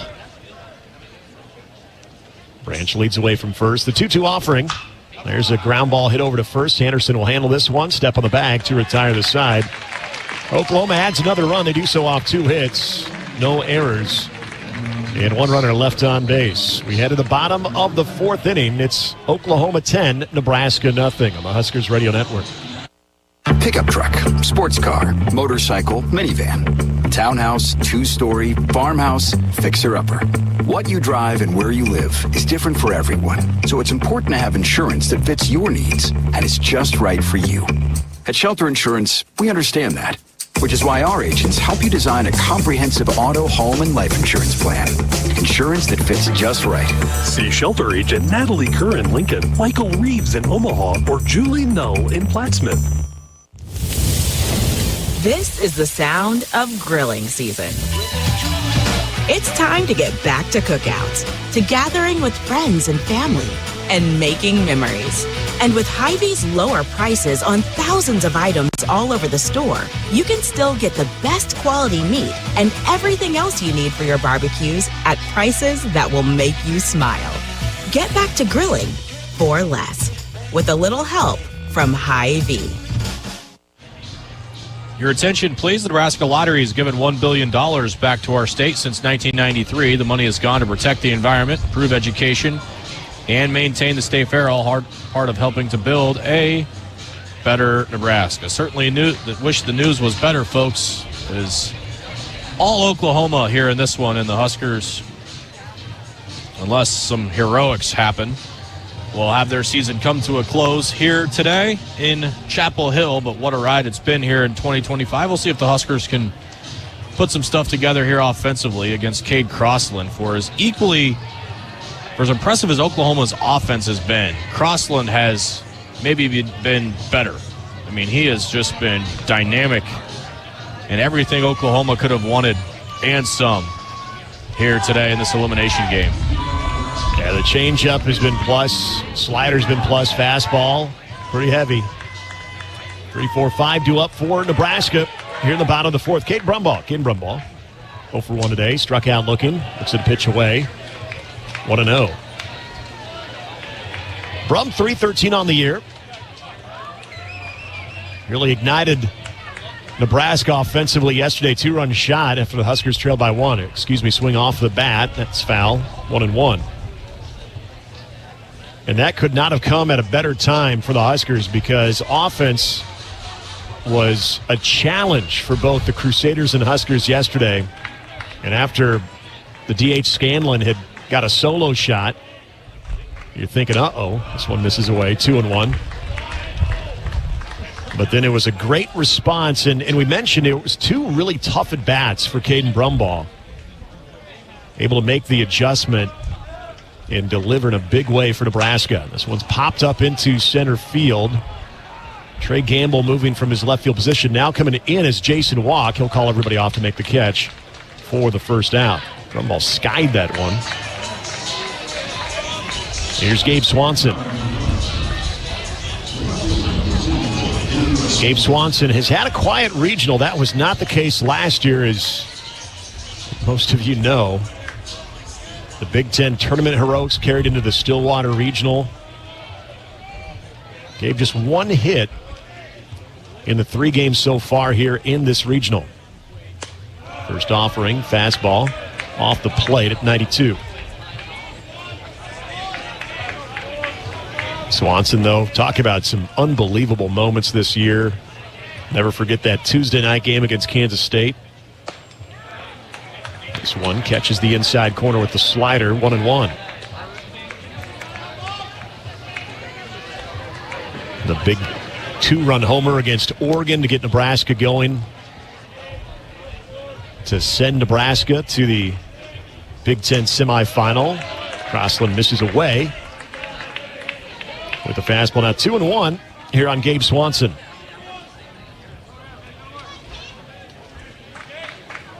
Definitely going to miss 44, and the memories that he provided, the spark that he provided offensively and defensively, made some nice catches as well. This one up and out, 3-1. That was so fun watching him hit last year in the postseason. I mean, it's unlike anything I had seen before. Cade Crossland offers a 3-1. That one is hit well into left center field. That's going to be down and extra bases for Gabe Swanson. As he rounds first and stands on second base. His first extra base hit of the regional, his second. And Nebraska has a runner in scoring position here with 1 away in the 4th. That's great to see. Swanson piping a gap there for hit of the game. Nice to see Gabe finally get into one there. Find a chiropractic physician in Nebraska. Visit nebraskachiropractic.org. So the Huskers pipe a gap here. We'll see if Sandy can drive him in. Case Anderson 0 for 1, struck out back in the second. That was the start of 4 consecutive strikeouts from Cade Crossland. Breaking ball in there for strike 1. Crossland has been able to scatter the 2 hits that he's allowed so far. A Hogan Eligzo single and then a Gabe Swanson double. A 1 offering. That one is hit well over to center field. Jason Walk moving back towards the warning track will make the catch on the run. Swanson has to return back to second. So Case Anderson, it's been that kind of regional for him where he has gotten solid contact on the baseball. 101 off the bat there, but very little to show for him. Sophomore who has continued to swing the bat very well in the second half of the season. Here's Dylan Carey. DC struck out back in the second. First offering to him. Pops this one up into right center field. Drew Dickerson now moving in will make the catch for the 3rd out. So no runs off 1 hit, no errors. 1 runner stranded at second for Nebraska. We've played 4 here in the Chapel Hill Regional Elimination game between Nebraska and Oklahoma. It's the Sooners leading 10-0. This is Big Red Baseball. This is a special notice to U.S. taxpayers owing $10,000 or more to the IRS. Tax Relief Advocates is urgently notifying taxpayers that tax relief initiatives are now available that may significantly reduce or eliminate what you owe. If you're afraid of an IRS lien, levy, or wage garnishment, don't lose hope. You can now take advantage of these current relief programs to end all collections, reduce the amount you owe, and resolve your tax problem. Even if you have years of unfiled tax returns or are already in a payment plan, you may still qualify for significant relief. Struggling taxpayers can now get relief they need during these hard economic times. A hotline has been established by tax relief advocates for you to call and see what you qualify for. They are A+ rated with the BBB and have over 1,000 5-star reviews. Don't wait. Call 800-575-7147. 800-575-7147. That's 800-575-7147. Or simply visit TRA.com. Must qualify for enrollment. Results may vary. Husker Radio, AM 590.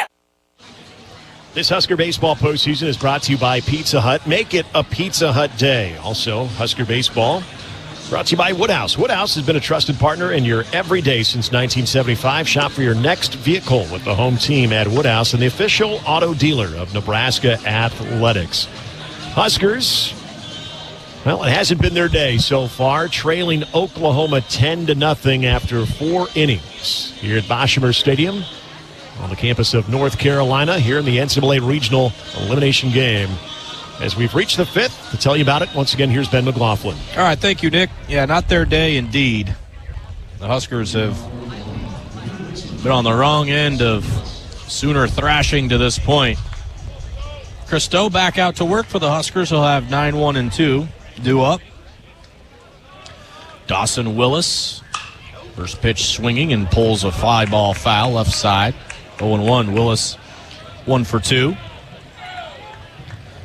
This is an Oklahoma team that was ranked for much of the year. Had an up and down SEC season. The 0-1. Fouled back. 0-2. Won a couple of games in Hoover before getting bounced by number 1 national seed Vanderbilt. And they'll dial it up tonight, probably against Carolina. The 0-2 pitch is grounded to short. Carey, tough one to his left. Tough hop. Fields throws is offline. That is the 5th Husker error. And a team hitting like this, they don't need help. And the Huskers have supplied plenty of that. It's uncharacteristic, especially with Dylan Carey, who has played that position so well this season. Top of the order for Jason Walk. First pitch strike, 0-1. Walk, the only Sooner without a hit.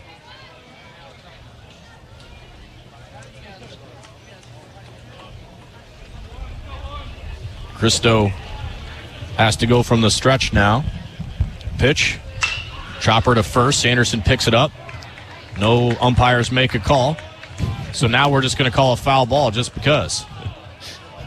I think Brian DeBrouwer just stood there. Well, and then I think he was looking at Joe Harris. Joe Harris was looking back, and nobody wanted to make a call. The Huskers are going, what are we doing here?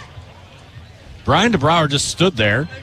Sanderson picked up the ball and stepped on the bag, and he kind of nonchalantly just put 2 arms up like, foul ball? Yeah, sure, let's go with that. Huskers are,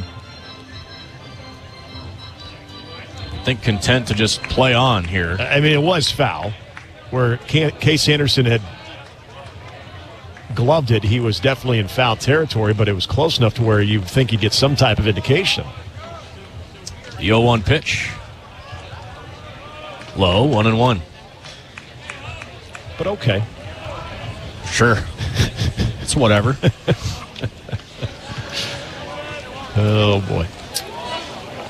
Christo working here in the top of inning number 5. The pitch, that one is crushed to right.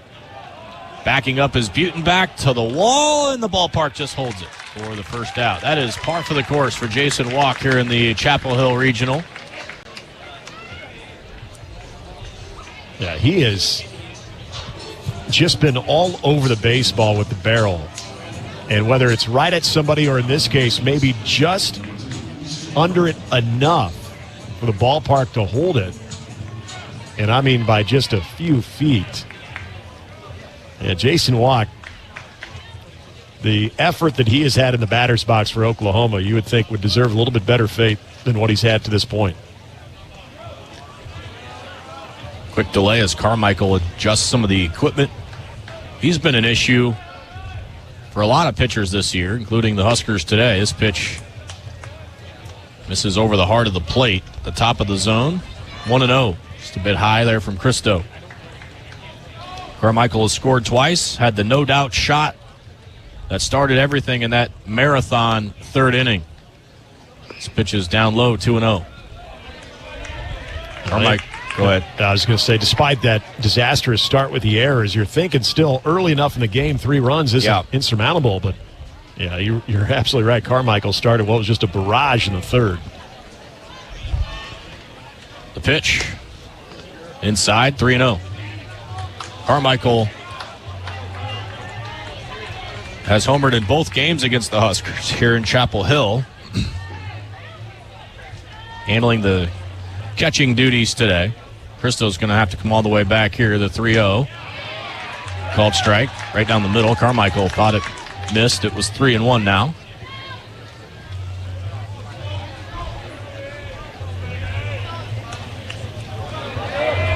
Runner at first is Willis. He reached on the Huskers' 5th error of the game. This one chews him up, and the ball is fouled right back. Right on our roof. Might have heard it. 3-2. Man, what a story Cristo became in his Husker career. It was so satisfying watching him taste the success at the end of last year and into this year. Ultimate story of perseverance as he throws a pick over to first. Good job by Sanderson to catch that. All kinds of expectations put on Cristo when he committed out of Elkhorn High School. He's one of the highest rated recruits in state's history.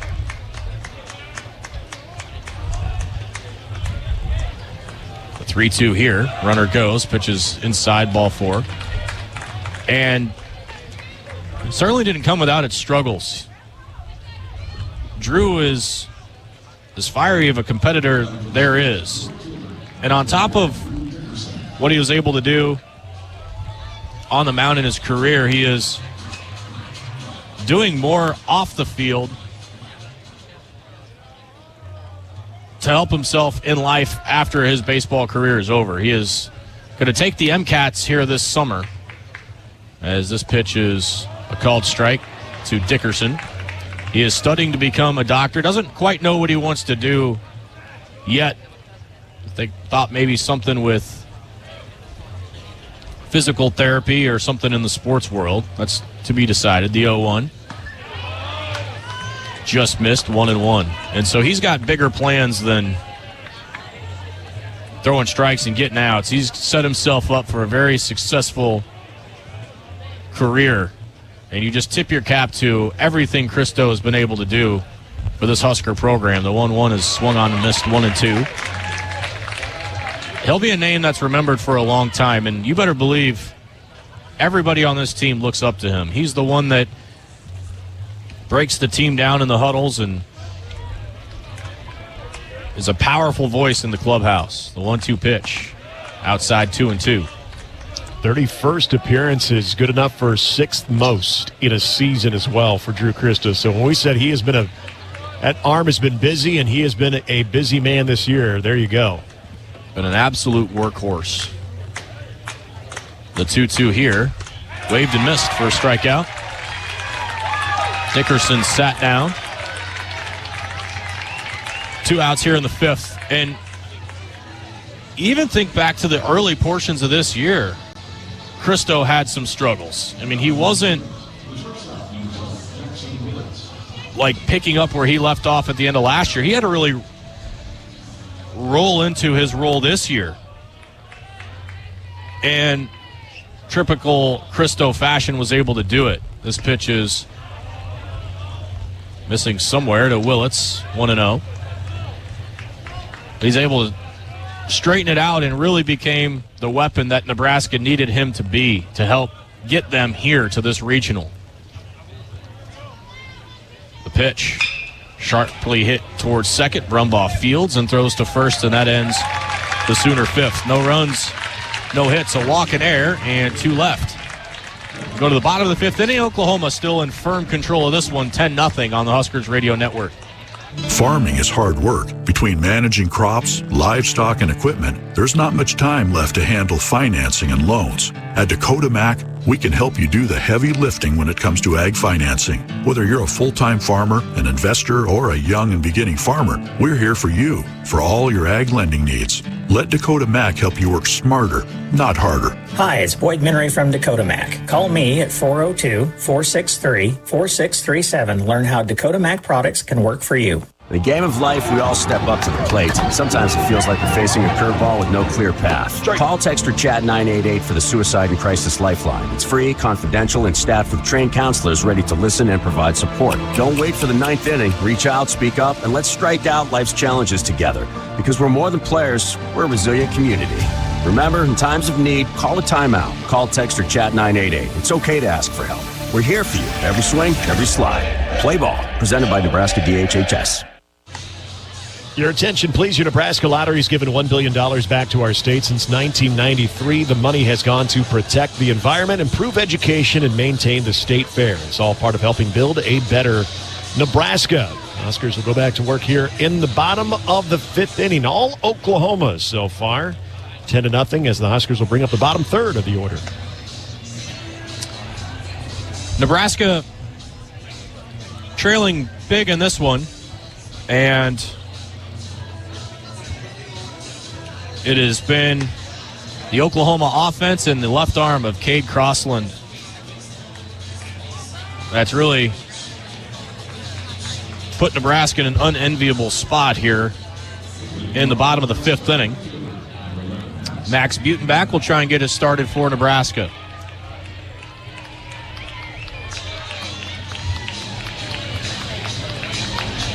Butenbach is a fun story this year.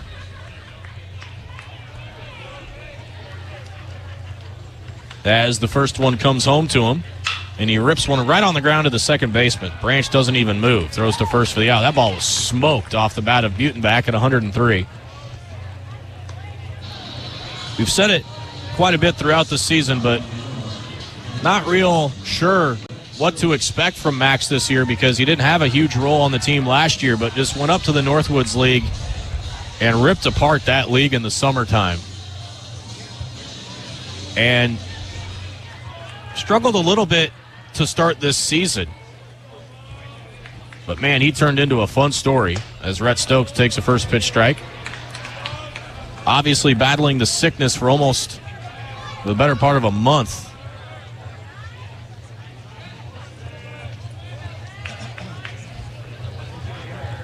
See him back here competing in the regionals. A nice sight as Stokes just whistles one just foul. Wide of the line, third base side. So now Rhett down 0-2. 10-0 Sooners. We're in the fifth. Stokes in for the injured Joshua Overbeek. The 0-2. High with a fastball. Stokes had one of the best defensive plays you'll ever see by a third baseman yesterday.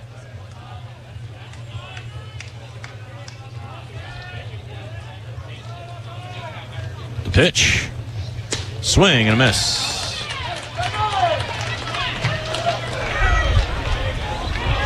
And 2 outs for Hogan Oligso.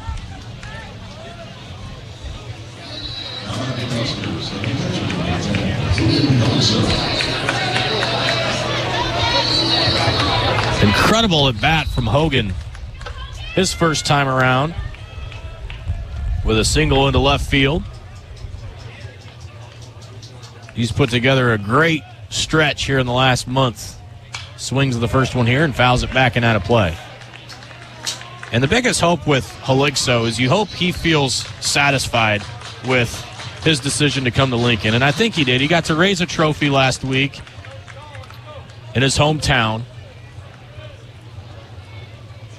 The 0-1, way high, 1-1. He's got to compete in a regional, and he homered in this regional yesterday. He's battled through so much behind-the-scenes pain and just nagging injuries that I don't know that we talked enough about this year as he swings and misses here, 1-2. just selling out his body for his teammates. And I think in the process, earning a lot of respect from his teammates in doing so. The 1-2 pitch. Sprays a foul off to the right. Honestly, before the season, if you were to ask me, outside of the pitchers, just the defenders, who was the most important piece to keep healthy, my answer might have been Hogan Haligso, just because of what Nebraska did not have in catching depth. The 1-2, outside 2-2, because Josh Caron shouldered the entire load last year, and you were looking for somebody to maybe do that again this year, and Hogan was able to weather a lot of nagging injuries. The 2-2 pitch. Another foul off to the right. He's turned in 2 just incredible at-bats. It's what he does in the batter's box, seeing pitches, letting his teammates see some pitches as well. But, you mentioned the postseason experience for him, but he had major impacts. You mentioned homered yesterday, but also just had such a good Big Ten tournament as well. The 2-2 pitch comes home, and it's fouled straight back. And he had a big, let's not forget his big knock in the game yesterday, the RBI single with 2 outs into right center field to give Nebraska some cushion. And, of course, we've seen his dad, Tommy, pretty much everywhere we've been this year. He's missed one game watching Hogan this year. Yeah, he's got a good support system. You just hope the season is what they hoped it'd be. The 2-2, way high, full count. It'd be awesome to see Hogan win his second big AB. Huskers have managed just 2 hits off of Crossland. Here's the 3-2 offering. Swing and a miss. Chased a changeup down and away. Crossland wins round 2, but another good fight from Haligso, and the Huskers go in order in the 5th. No runs, no hits, no errors, nobody left. All Sooners in this one. As we go to the 6th, you're listening to Big Red Baseball. Hey, this is Q Myers. AM 590 ESPN Radio Omaha is your #1 station for everything sports. Tune in for coverage of the NFL, NBA, NHL, Major League Baseball, Pro Volleyball, and more. Plus, keep up with all your favorite college sports each weekday. AM 590 ESPN Radio, 24-hour sports coverage for sports fans in Nebraska, Iowa, and the world. Punch us up at am590ESPNradio.com and hear us on the AM 590 app, Star 104.5, HD2, and AM 590 ESPN Omaha. I tried to hide my cigarette smoking. Then I was rushed into emergency surgery to repair the damage smoking did to my heart. It shocked everyone because they thought I was healthy, yet because I smoked, I had a severe heart condition that nearly killed me. My tip is, you may be able to hide your smoking from the world, but you can't hide from the damage smoking does to your body.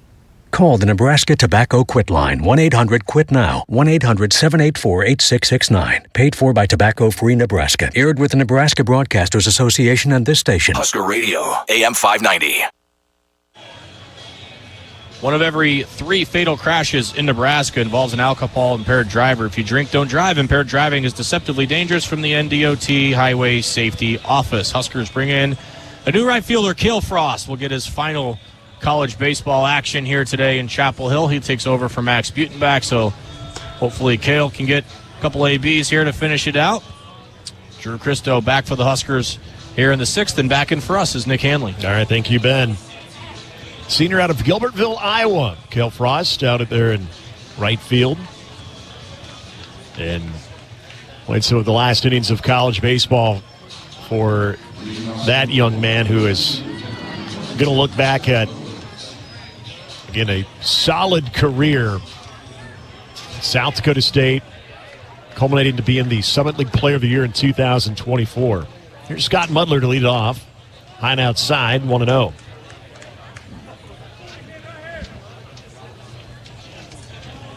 It'll be 5, 6, 7 due up here for OU. Breaking ball misses. Oh, no. A little bit more of a delayed strike call there. 1-1. Caught just enough the outside corner to get the call there. Here's the 1-1. This one popped up into center field. Riley Silva moving back a step. Now camps under it. Waits for it to come down. Makes the catch. 4 out, number 1. I'll bring up Sam Christensen. Christensen on the afternoon, 2 for 3. Reached base all 3 times. Fielder's choice back in the 1st, then a RBI triple in the 3rd. doubled and scored in the fourth. Oklahoma trying to get a rematch with North Carolina tonight. Here leading 10-0. This one misses outside with a fastball, 1-0.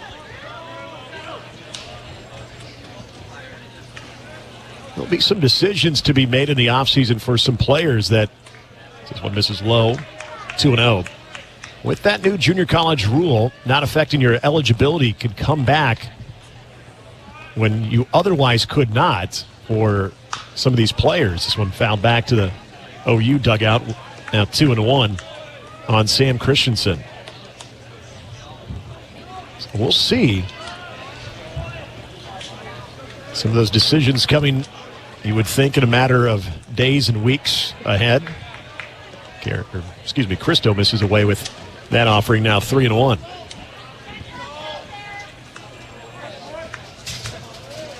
Shift pulled on. Dylan Carey playing behind the bag. 3-1 pitch on the inside corner called strike 2. Now 3-2 on Sam Christensen.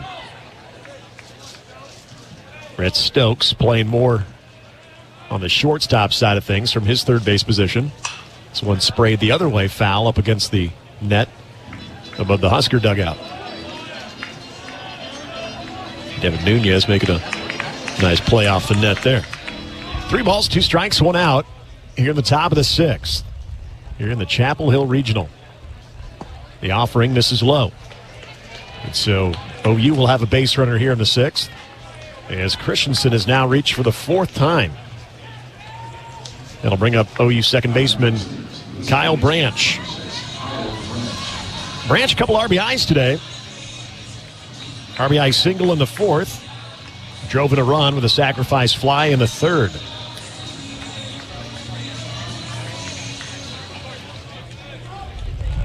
Nebraska, the only traditional Big Ten team out of the group to make the NCAA tournament.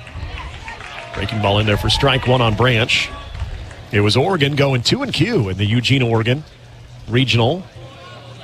UCLA and USC moving on to the regional finals. They'll have to both be beat twice to be denied a super. 0-1 pitch. That one's popped up into shallow right field. Cale Frost chasing in after it towards the line and is able. Nope, the ball got away as he went to a knee to try to make a really spectacular catch and just popped out of the glove at the last moment. Good effort there by Cale Frost. So 0-2 here to Kyle Branch. It's been an interesting year in the Big Ten with the addition of Washington, UCLA, USC, and Oregon. All 4 teams really bolstering the overall image of the conference and its baseball presence. And 3 of those 4 teams, all regional teams. This one sprayed back foul. Count remains 0-2 here on Kyle Branch. But to see Nebraska be able to fight through and actually have to go through both of those teams in the Big Ten tournament to nab the automatic qualifier, a big boost for Nebraska. This one bounces in the dirt. Good stop by Heligzo. That'll keep Christensen over at first. 1 ball, 2 strikes now on Kyle Branch.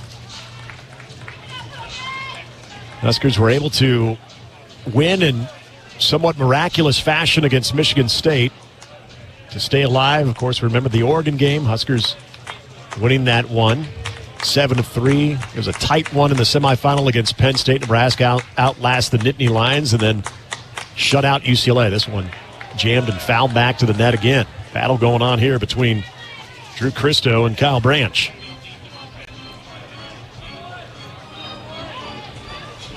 And to have that memorable run and for thousands of Husker fans to be a part of it, again, makes it another memorable season, much like 2024. Breaking ball misses away. Now 2-2 here to Kyle Branch.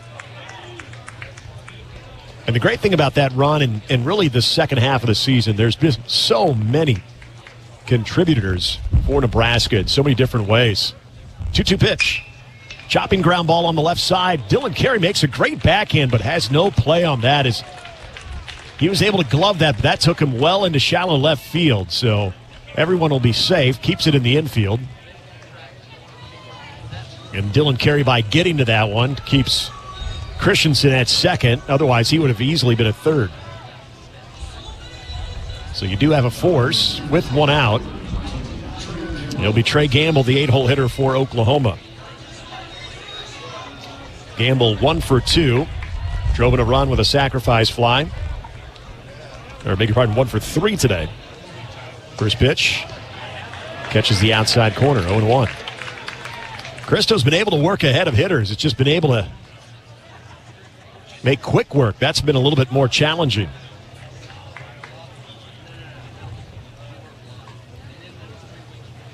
Here's the 0-1 pitch. Breaking ball is low. 1-1.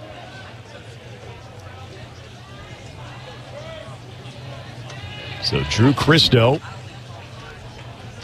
eating up some innings here for Nebraska. He'll check Christensen. 1-1 pitch. That's sprayed foul above the Husker dugout. 1 ball, 2 strikes on Trey Gamble. As you know, Nebraska in 2026 will have another challenging non-conference, as they always do.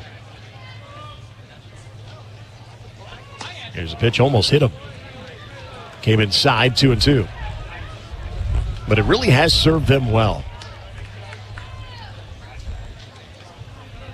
Saw so many elite arms throughout this 2025 season.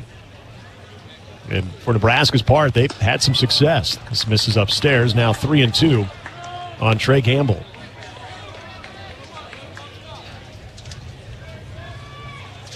Three balls, 2 strikes, 1 out. Runners at first and second here in the top of the 6th. That missed inside. That'll send Trey Gamble down to first base. Bases loaded, full of Sooners here with 1 out for Dawson Willis, the 9-hole hitter. Wonder if Drew Christo starting to lose a little steam here. Boy, he is competing, and he has given Nebraska everything he can here. I mean, he's over 80 pitches, and he is just selling out for his team today. Just looks like running out of gas. Empty in the tank for sure. We'll face the 9-hole hitter, misses up with the fastball. 1-0 on Dawson Willis. Ben was talking about Drew Christo, and absolutely right. The amount of pressure coming in from Elkhorn, people were hoping would be maybe. This one has popped up in the left field, sending Gabe Swanson back towards the warning track. Ballpark should hold it. It will. Christensen will tag from third. He will score Oklahoma's 11th run. So the second out recorded, but it does come with a run here in the 6th inning. A sacrifice, RBI fly out to Gabe Swanson. He's now made it an 11-0 game. We'll bring us back to the top of the order in Jason Walk. Actually looks like we're going to have a pinch hitter for Oklahoma.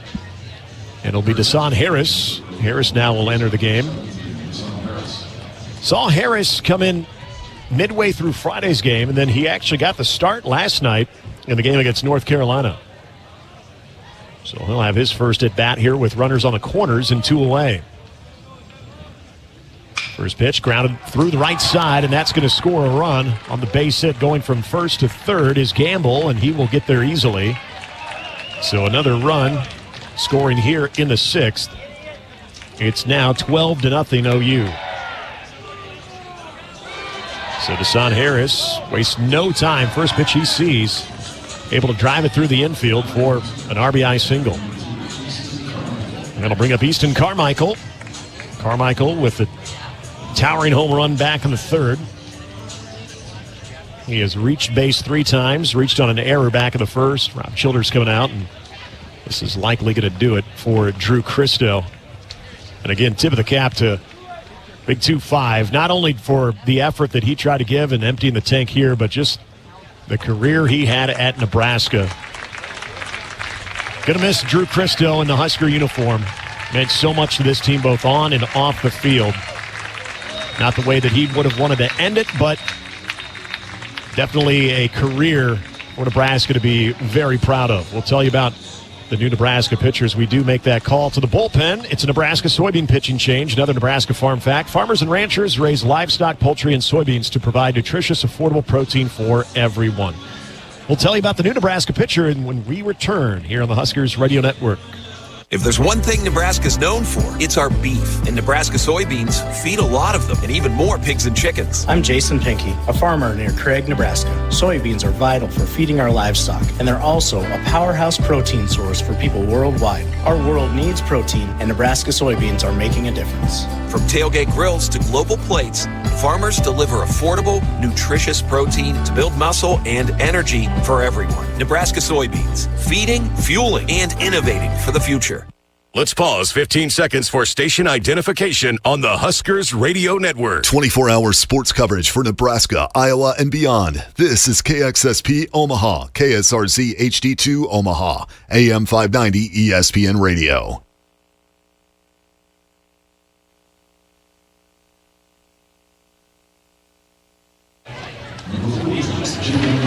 Alongside Nick Hanley, I'm Ben McLaughlin. New pitcher for the Huskers is Jalen Worthley. Worthley coming in to pitch for the Huskers for the 15th time this year. 2-1 record, ERA of 7.58.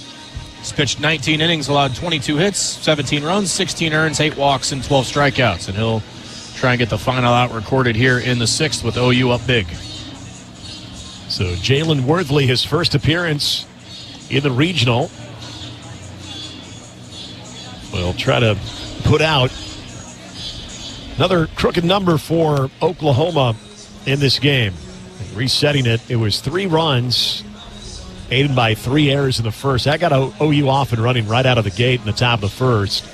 Nebraska was able to hold them off the scoreboard in the second, but then it was Oklahoma just barreling up just about everything they saw in the third. 6 runs on 7 hits in the third inning. They get a single run in the fourth, and then 2 so far here in the 6th. But runners are at the corners with 2 away for one of OU's best hitters in Easton Carmichael. Carmichael, again, reached on an error in the first, came around and scored, homered in the third, and walked back in the 5th inning. So Jalen Worthley will work with runners at the corners. Jalen Worthley, another one of those Husker pitchers that just been kind of fighting through some discomfort in the shoulder. Nothing structurally wrong, but just hasn't been as sharp as he'd like to be. His pitch, now it's turned on in a deep left field towards the scoreboard here at Boshemer Stadium, and it goes over the scoreboard. A 3-run homer for Easton Carmichael. An absolute no-doubter. And OU continues to pour it on here in the 6th.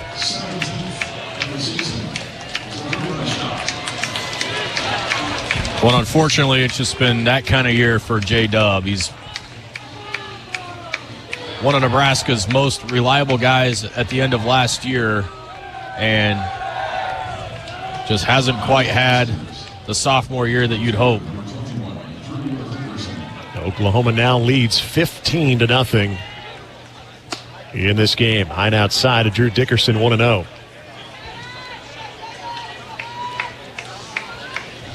For Jalen Worthley, much like Drew Christo coming into the season as one of those high-leverage guys. He was so good last year, swings and misses, 1-1. And you felt like you had your high-leverage guy on a Friday out of the bullpen and then on a Saturday between Christo and Worthley. One of those guys, though, that this one's fouled back to the screen, 1-2. Jalen's a competitor. You want to see what the offseason looks like for him. Getting himself right because he's an important arm you'd love to see healthy again. This one's popped up into right field, foul territory. Chasing it is Cale Frost. Has some room, makes the catch for the 3rd out. That will retire the side. Although Oklahoma, more damage. They do 5 runs. They do so on 3 hits. No errors. No runners left on base. We head to the bottom of the 6th inning. It's Oklahoma 15, Nebraska nothing on the Huskers Radio Network. Husker fans, it's game day, and Pizza Hut's got your perfect play. Score the game day special for just $29.99. Get 2 medium 3-topping pizzas, 8 boneless wings, and 5 breadsticks. Enough to feed 8 hungry fans. Pizza, wings, breadsticks, and more. It's the ultimate lineup to fuel your game day. Check out the full menu online at pizzahut.com or in store. Because remember, no one out-pizzas the Hut. You expect your home to protect everything you love, but you don't expect the ways water is breaking down your basement and damaging your home. Mold, cracks, and of course visible water are just a few signs your basement is compromised. But there's one way to get answers to all your concerns. A free home inspection from Groundworks. We put water back in its place. Get your free inspection at groundworks.com. License number C142293. Stay healthy and active with natural chiropractic care. Chiropractic is safe and effective for all ages. Proven to treat pain, improve mobility, and prevent injury. Stay active with chiropractic. Huskers are bringing up the top of the order here in the bottom of the 6th inning. Trailing 15-0, 14 hits for Oklahoma. They've also been able to capitalize on 5 Nebraska errors in this game. Pretty much everything that could go wrong for Nebraska has in this Elimination Sunday. Winner moving on to play North Carolina later today. Would have to beat the Tar Heels twice to make it out of this regional. Riley Silva 0 for 2 today.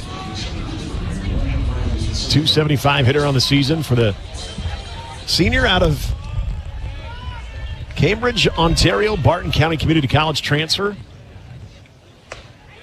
First pitch, fastball in there for strike 1. Cade Crossland, just to add insult to injury, has been very effective. 0-1 pitch, high and outside, 1-1. In some respect, and we know how talented Kyson Witherspoon is, watching his performance yesterday and then seeing his twin brother Malachi against Nebraska on Friday, this one turned on, and that's down for a base hit as Riley Silva able to reach base for the first time today with a sharply hit single to right field. Huskers have their lead man aboard.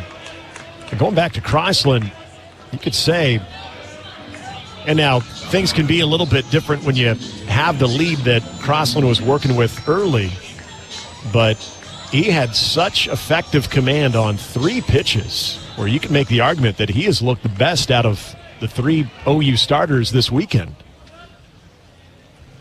Devin Nunez, 0 for 1 today, walked and flew out. Looks at a pitch low in the dirt, 1-0. Devin Nunez definitely going to remember his first regional action, especially with the day he had yesterday. 2 doubles, 2 singles, a 4-hit performance in a do-or-die situation for Nebraska against Holy Cross. High and outside on that offering, 2-0. Cade Crossland has lost a little velo on the fastball. Last 2 ringing in at 88 and 90. Silva leads away. Huskers now with 3 hits on the afternoon. Here's the pitch. That's upstairs, 3-0. So as I was giving Crossland a lot of praise, all of a sudden his loss of strikes in a little bit here. Huskers would love to just get some offensive success and feel good about the work they're putting in here after what has just been a devastating OU attack today. 3-0 pitch way inside, 4-pitch walk, and Devin Nunez walks for the second time today. Huskers have runners at first and second, nobody out. Well, not to just completely inflate the head of Crossland, but he has had some extraordinarily long sits in between innings, too. And so it's not surprising that he struggled with the command here in this inning. What is surprising is that he's been able to command as much as he has today. Yeah, he's looked impressive with all 3 pitches that he has displayed in various moments of this game. So 2 on, nobody out for Caden Brumball. Looks at a breaking ball low. That is now 5 pitches in a row out of the zone. Brum 0 for 2 today. Trying to get Nebraska on the board here. Here's the 1-0 offering. There's a fastball down the middle for strike one. Kyson Witherspoon lasted 4 innings yesterday for Oklahoma. It was Gavin Jones eating up 2 and then trying to piece it together in that 11-5 loss to North Carolina. This ball is hit well, but right to the center fielder. He comes in, now moves back, makes the catch. Jason Walk, good Lord. Can't talk here. Jason Walk makes the catch. And it's not even him. It's Harris. Oh, yeah, thank you. It's Deshaun Harris. I was like 0 for 3. I was going to say, eventually you'll get there, but you seemed convinced when you finally got there that it was Walk. And yep. Deshaun Harris, you're right. So there is the first out recorded on ball that was hit pretty well off the bat of Caden Brumbaugh. But a line out. Runners stay at first and second. Here's Gabe Swanson. Has a double in this one. 1 for 2 on the afternoon.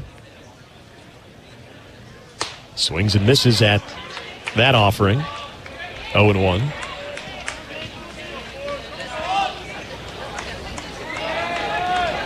Gabe Swanson, 244 on the season. One of the many seniors playing their last baseball here for Nebraska in their career. There's a ground ball hit over to short. It's not handled, though, by Jackson Willits. He was thinking about trying to get Nunez at second to try to start a double play opportunity, and in doing so, bobbles the ball. Everyone's safe. Bases are now loaded with 1 out for Case Sanderson. The first error for Oklahoma.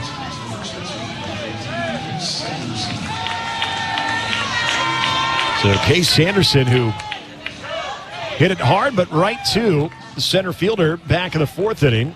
0 for 2 today. With Nebraska's best threat here of the afternoon. So it's Silva over at third, Nunez at second, Gabe Swanson at first base with 1 out. Quick little visit from Easton Carmichael to Cade Crossland. He's now over. We'll see if Nebraska can scratch a few runs across here in the bottom of the 6th inning. Crossland working from the stretch. First offering to Sanderson and misses inside. That's been the challenge for Crossland, who complete control of the strike zone up until this inning. It's been a little bit more erratic.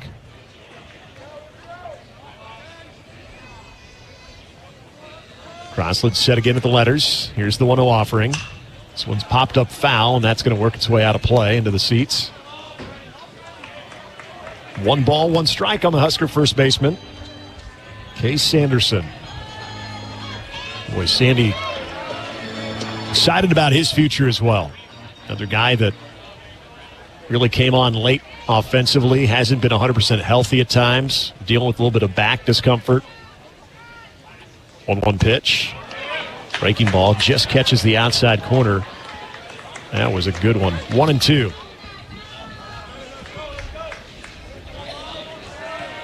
I know we've talked about him on the receiving end of some pretty impressive picks, but as good as he's been offensively, he has made some great plays over at first base as well. Here's the 1-2. Outside, 2-2. Dylan Carey waits on deck. Your bases loaded, 1 out in the bottom of the 6th. Nebraska trailing by 15, but love to get something on the scoreboard here. The 2-2. And there's a little soft liner right back of the shortstop, and they'll try to go back a second for the double play, but Nunez back there safely. So Jackson Willits makes the catch on the soft line out. Bags remain loaded, but now with 2 away for Dylan Carey.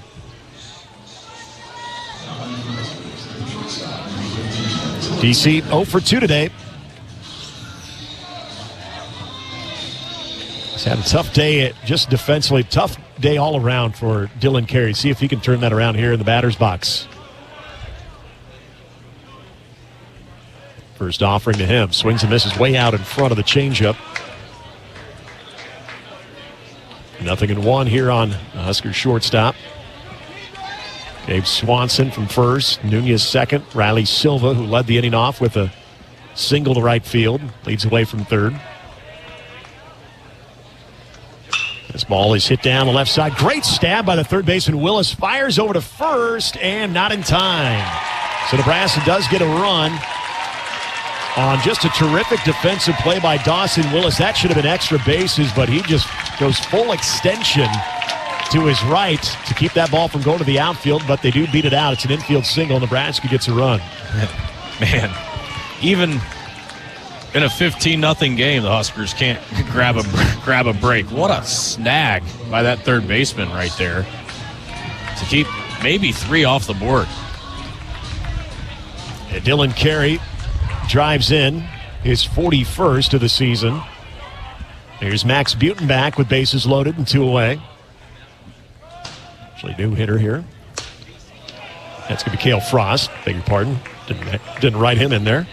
So Frost first at bat after he came in for Max Butenbach 2 innings ago. So Cale Frost looks at a pitch low and outside. 2-0 here on the new Husker right fielder. Nunez from third, Swanson from second, Carey from first. Here's the 2-0. That's low, 3-0 here on Cale Frost. Frost, 226 on the year, 24 hits, 7 home runs. In his senior season here for Nebraska. Way up, 3-0.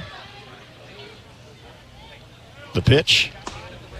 That's in there for strike 1. That a little bit low, good take.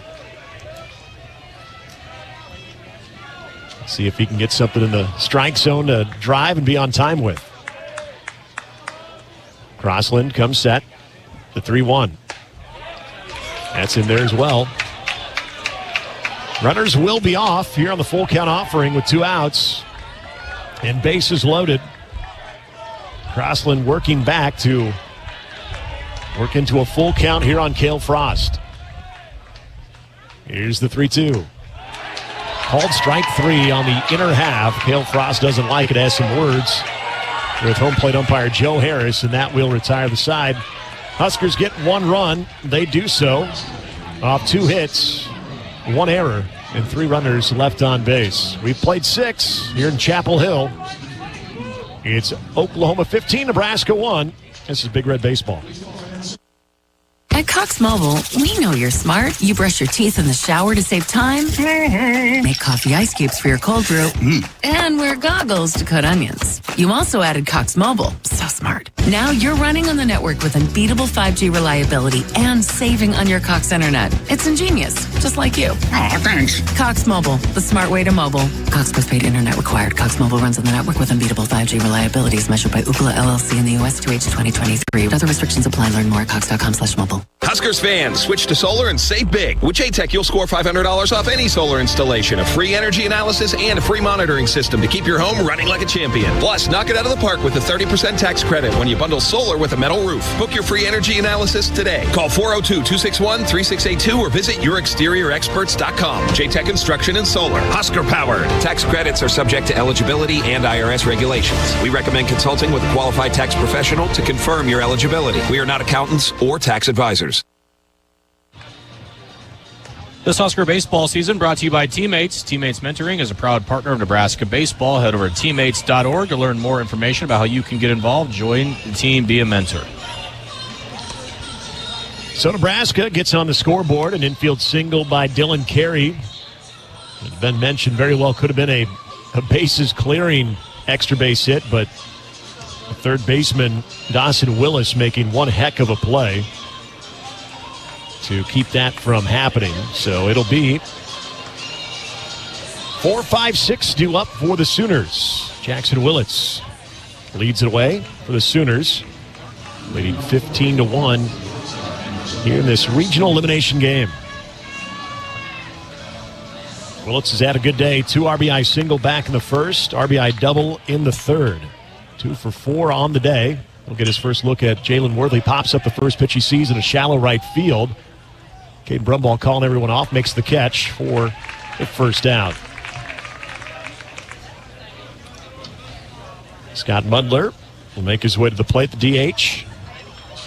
RBI double. He's driven in 2 runs. Drove in a run on a fielder's choice back in the first as well. He is 1 for 4 on the afternoon. Also getting his first look at the lefty Jalen Worthley here in this lefty-lefty matchup. Breaking ball in there for strike 1.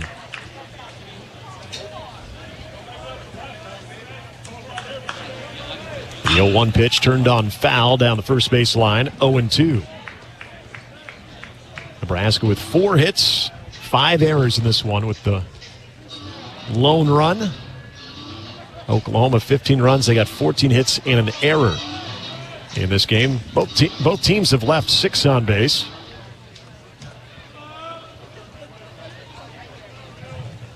Pitch misses outside. Now 1-2. Jalen Worthley will be joined by his brother Jeter Worthley next year. Be making his way to Lincoln. Lincoln East winning the state championship. There's a swing and a miss. Jalen Worthley gets his first strikeout in this appearance. 2 away here in the top of the 7th. Sam Christensen makes his way to the plate. He's also had a very productive afternoon. RBI triple in the 3rd. Doubled and scored back in the 4th inning. 2 for 3 on the afternoon.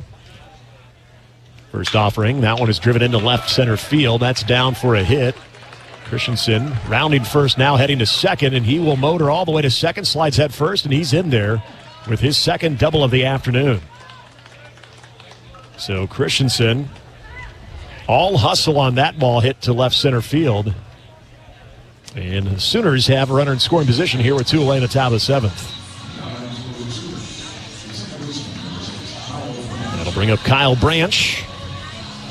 Branch, the second baseman, also multi-hit game. He's driven in 2 with 2 singles and a sacrifice fly. So 2 outs, 1 on here in the top of the 7th. First offering, sharply hit to third baseman. Rhett Stokes, though, gloves it, steps, and now fires over to first to retire the side. No runs off 1 hit, no errors, 1 runner left on base. Stretch time here at Boshamer Stadium. It's Oklahoma 15, Nebraska 1 on the Huskers Radio Network. To be a part of Nebraska Medicine. Hi, welcome. Is to be a part of something extraordinary. Nebraska Medicine, how may I help you? Because these are the doors that open doors. How are you? To growth and opportunity for each other and for our community. That went really well. For those who know that the academic experience. You know what? I agree. The life experience that you get here is beyond what you can get anywhere else. And that's exactly why here is where you belong. Join us at nebraskamed.com/careers. Nebraska Medicine. Together, extraordinary. Nebraskans are choosing chiropractic for better health. Why chiropractic? Because it's safe, drug-free, and a cost-effective treatment option for back and joint pain. Plus, all generations can benefit from natural chiropractic care. Choose chiropractic first for pain relief or to improve your mobility, athletic performance, or overall wellness. Make chiropractic your first choice for better health and find a chiropractic physician near you at nebraskachiropractic.org. Get your life back with chiropractic. Again, thanks to all of our help in our Acres Broadcast Center all year long. Nebraska's premier John Deere dealer, Acres Solutions for every field. Appreciate everybody that's helped us with our Husker Baseball radio broadcasts all season long. Also, a huge hat tip to all of our listeners out there. We have some loyalists, even through games like this, supporting the team. Thank you for all your support of Husker Baseball all year and our postseason coverage of Nebraska baseball, brought to you by Pizza Hut. It's game day, make it a Pizza Hut day. Order your favorite pizza, wings, and more from the Hut. 8-9-1 due up for Nebraska here in the bottom of the 7th in a 15-1 ball game, controlled by OU from the word go. Rhett Stokes, a couple of strikeouts, looking for his first hit of the game. And Rhett Stokes, that defensive play, it was getting a lot of national attention yesterday too. throughout the college baseball world on that slow roller that he was able to make just an incredible play. First pitch misses upstairs, 1-0. Rhett Stokes, you know by now, came in for Joshua Overbeek after he fractured his ankle against Oregon. 1-0 pitch popped over our head, 1-1. Made some really good defensive plays in Overbeek's absence, and also a couple of key at-bats from that semifinal to the championship game. Rhett Stokes, who was a big offensive productive player in the postseason last year. There's a softly hit liner right to the shortstop. Jackson Willits catches it for the first down. That'll bring up Hogan Haligzo. Haligzo 1 for 2 today. He's had a couple lengthy at-bats. This is, I guess you could call the rubber match between he and Cade Crossland. Hogan won round 1. Crossland won round 2.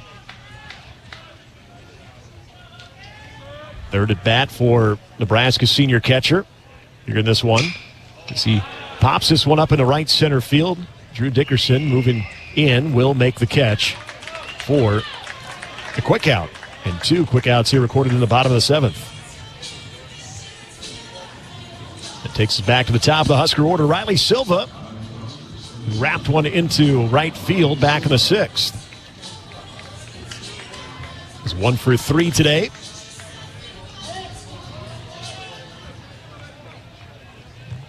Riley Silva now at .280 on the season. First pitch to him. That ball is hit into left center field down for a hit. Riley Silva with a 2-hit afternoon. So he continues to battle away.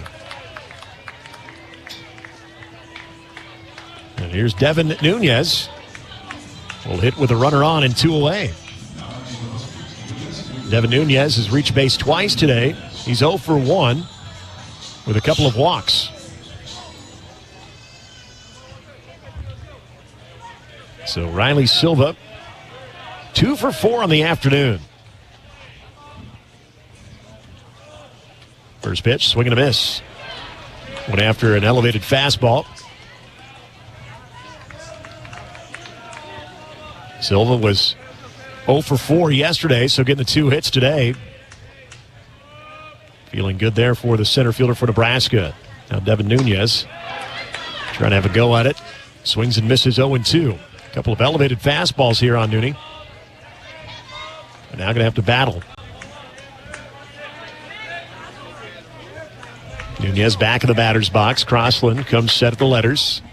Here's the 0-2 pitch. Missed inside, 1-2.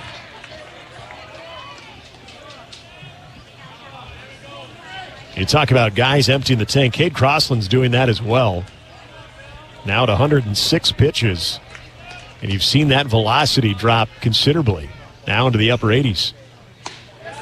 There's a called strike 3 on the outside corner with a breaking ball.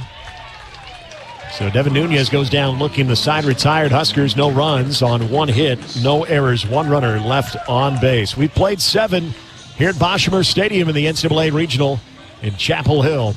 It's all Oklahoma. They lead at 15-1. This is Big Red Baseball. Plungers and store-bought chemicals can only go so far and can harm your drains. Call the professionals at John Henry's Plumbing, Heating, Air, and Electrical to get your drains flowing. We won't only make sure the clog is taken care of, but we will ensure your drains are completely clean so the clog will not come back. Give John Henry's a call today. 435-5555. John Henry's Plumbing, Heating, and Air. And Electrical. Your Midwest Ford dealers believe value should drive everything we do. And with employee pricing, you pay what we pay. For 11 days only during the Memorial Day Sell-a-thon, the deals are even bigger. Get employee pricing on Ford's best-selling trucks and SUVs. But hurry, this value-driven offer is only during the Memorial Day Sell-a-thon. Get employee pricing and 0.9% APR plus $3,000 cash on a Ford F-150. But hurry, it all ends June 2nd. Go to your Midwest Ford dealers today. Driven by value. Couple of defensive changes for Nebraska. New first baseman for the Huskers. Tyler Stone coming back in after that wrist injury. Good to see Stoney back out there getting some action here in the regional. And the new pitcher on for Nebraska. That will be the Olathe, Kansas freshman, Gavin Blackowitz. Blackowitz comes in making his 17th appearance, 3-0 on the year, 3.10 earned run average. He's gone 20 1/3 this season, giving up 17 hits, allowing 8 runs, 7 of those earned. He has struck out 21 while walking 14. Opponents hitting .227 against Gavin Blackowitz in for Nebraska. Here as we've made it through 7 in Chapel Hill, Oklahoma 15, Nebraska 1. And here to take us home once again, here's Ben McLaughlin. All right, thank you, Nick. Obviously wish the result was different here in this one, 15-1 Sooners, but this has been a year to remember for Nebraska baseball, and just honored to bring you these games year in and year out, and did everything we could this year to do our pal Greg Sharp, make him proud. First pitch from Blackowitz is low, ball 1. That way to start the year has just put everything in perspective for us. And a 15-1 game doesn't make it seem so bad. The 1-0, inside 2-0. Now, we were talking about this during the break. Anytime you can end your season in a regional or super regional, or for those teams in the College World Series, yeah, there are a lot of worse ways. 2-0's fouled out of play, and there is 250 other baseball teams that wish they were playing today. Nebraska is one of the final top 50 teams playing in this sport here this year. This pitch is a called strike by Blackowitz, 2-2. And to be able to sit here and describe them and bring them to you all is an honor and a privilege. And we don't take a single one of them for granted. The 2-2 pitch is fouled back. Even though this is a sour way to end it, I think if you would have told any of us in this broadcast booth in the middle of March that this is where we'd end our season, we would have signed right on that dotted line with an ink pen. The 2-2 pitch is ripped into center field. It's going to drop for a hit. And valuable experience for the players that will return to this team next year. Well, and I know you've been doing it since 2014. I was privileged enough to start in 2016. I had the 2-year layoff back in it, and I couldn't be more happy and, again, more honored, like you said, Ben, to be able to do this, especially with you. It's been a fun year, there's no doubt, as pitch here to the backstop. Gets the runner to second. Willis is the hitter. Doing it for over 10 years now, it still doesn't feel real all the time that this is what we get to do. Pitch from Blackowitz. Missed on the outside corner, 2-0.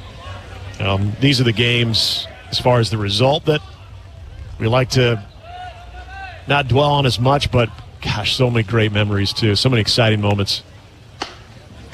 This one misses up. Gavin having a hard time with the strike zone here. It's 3-0. There's a lot that goes into a 60-plus game season. Baseball's never a linear path. Auto strike here at 3-1.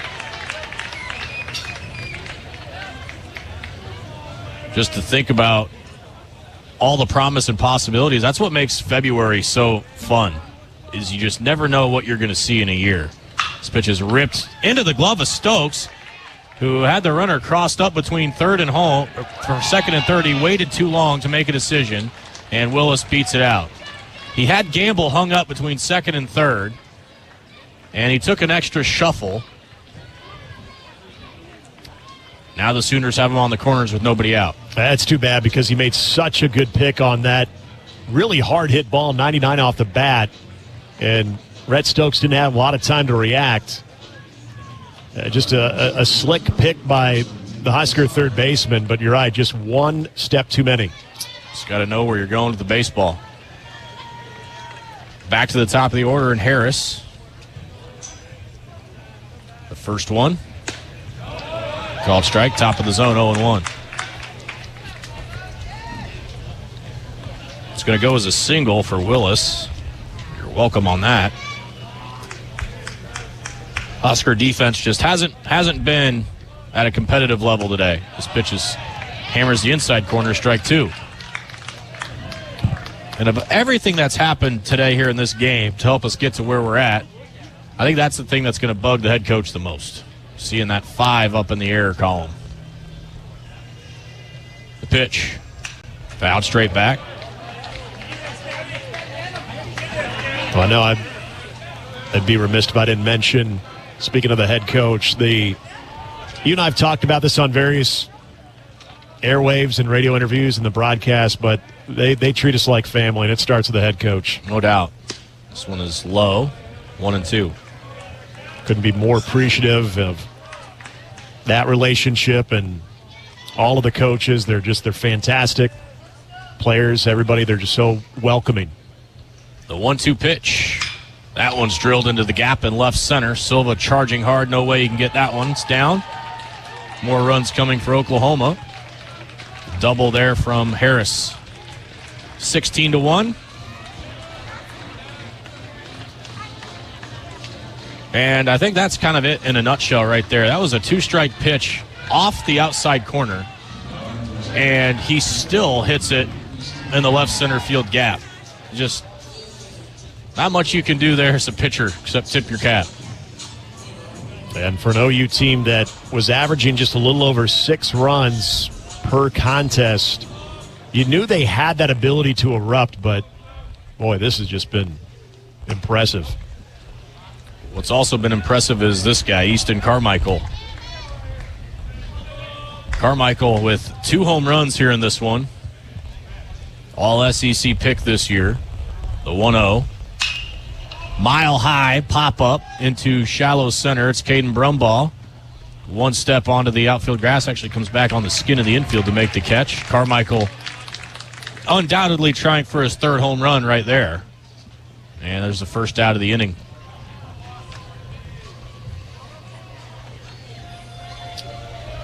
Now Dickerson. A couple of hits, 2 singles, and 2 runs scored for him.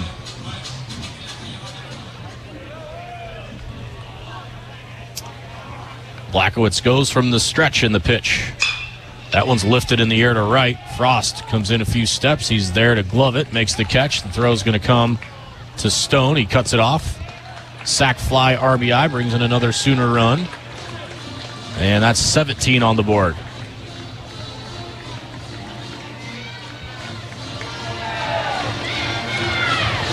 And now Jackson Willis.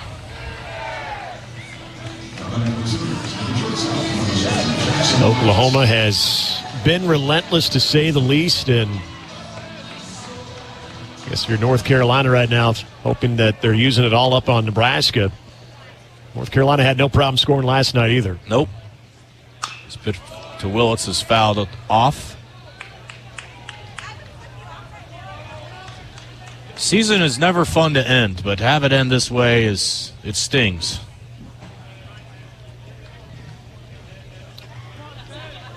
And it's just been hard to keep the Sooners off the scoreboard today. The 0-1. Strike 2. Needles the outside corner.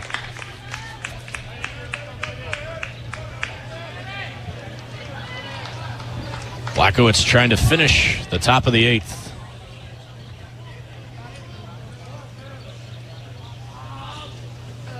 Here's the 0-2. Outside. Well, it's been an interesting couple of days in the regionals around the landscape of college baseball, with a lot of the host sites losing yesterday. Blackowitz brings it in. Strike 3, inside corner. Willits caught staring. Gavin finishes the 8th inning. 2 runs, 3 hits, no errors, 1 left to the bottom of the 8th. Sooners in complete control of this one. Huskers will bat in the 8th after this on the Huskers Radio Network. Feel like you're always on the run?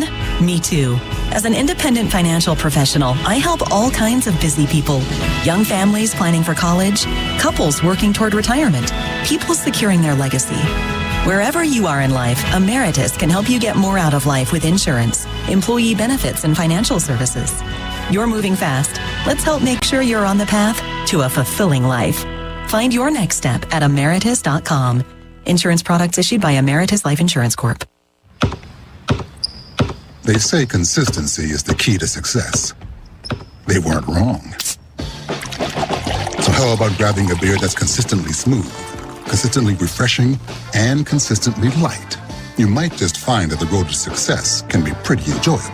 Michelob Ultra, the perfect balance of taste and refreshment, and only 2.6 carbs and 95 calories. It's only worth it if you enjoy it. Enjoy responsibly. Anheuser-Busch Michelob Ultra Light Beer, St. Louis, Missouri. New pitcher in the game for Oklahoma. And that will be the freshman righty from Frisco, Texas, Michael Catalano. Catalano comes in, making his 22nd appearance. He's 2-1 on the year with a 4.32 earned run average. He's gone 25 innings in his freshman season, given up 21 hits, allowing 13 runs, 12 of those earned. He has struck out 32 while walking just 8. Opponents hitting .239 against Michael Catalano. Now in on relief for Cade Crossland, who gave Oklahoma just an outstanding start of the mound for the Sooners. Yeah, he was great. He was up to the task, and it was clear from the first inning on Nebraska was going to have their hands full offensively. And that certainly carried on well past that first inning. The Huskers, against him today, managed just 5 hits and 1 run. It was an unearned run at that.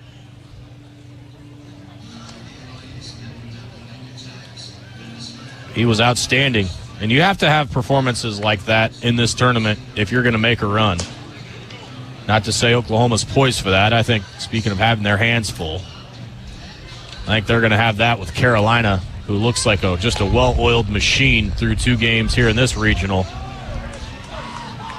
And the winner of this regional is going to have a huge advantage in the Super with Oregon getting beat as the 12th seed. So not inconceivable that the winner of this regional should start their itinerary plans for Omaha. Yep. Brumbaugh going to try and lead us off here in the bottom of the 8th. Catalano brings his first pitch home, and it's low. 1 ball, no strikes. Yeah, if you were North Carolina, I guess your only wish in this game is that Oklahoma would have used more pitching. The 1-0. Brumbaugh fouls it straight back. 1-1. Fastball at 93. We have seen no shortage of velocity from Oklahoma here in 2 games. It's to be expected, which you absolutely have to compete in the league in which they do. The 1-1. Fouled back. Good cut there from Brumbaugh. And it's 1-2 on Zip. Well, Nebraska will get back to Lincoln. Guys will scatter for the summer and play various summer ball assignments, and others will stay back and try to do some one-on-one improvements. It'll be an interesting offseason. Sure will, absolutely. The 1-2. Fouled back. Of course, the exit interviews will take place when the team gets back, too. And, boy, you just almost brace for impact a little bit with this day and age in college athletics and the movement that we get typically from year to year just in any roster. The 1-2 pitch, a slow tapper toward third. Willis charges and throws, and Brumbaugh's retired. 5-3.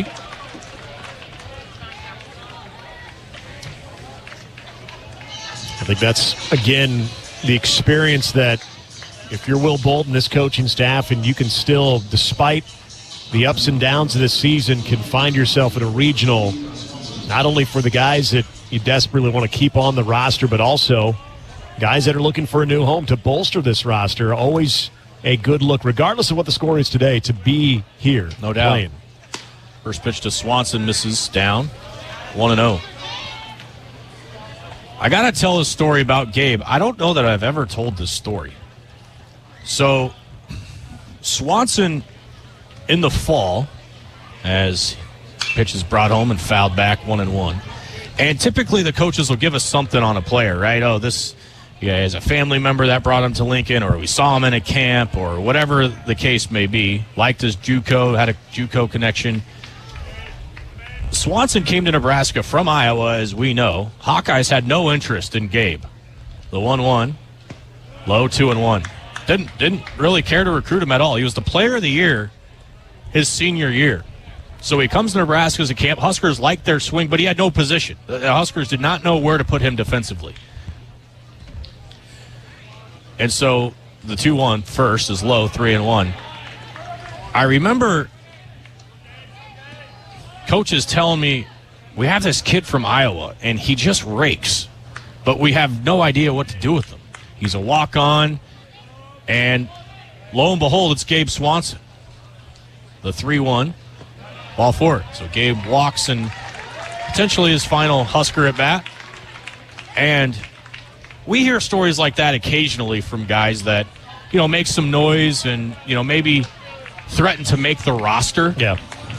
But to be known as the kid who came for a camp, had a good swing, and had no college interest, really, to turn in the career he has, that's a cool story. Yeah, boys, he had some moments. He sure has. Now Tyler Stone getting an at-bat. First time back since getting hit in the wrist. First pitch, Stoney takes down low, ball 1.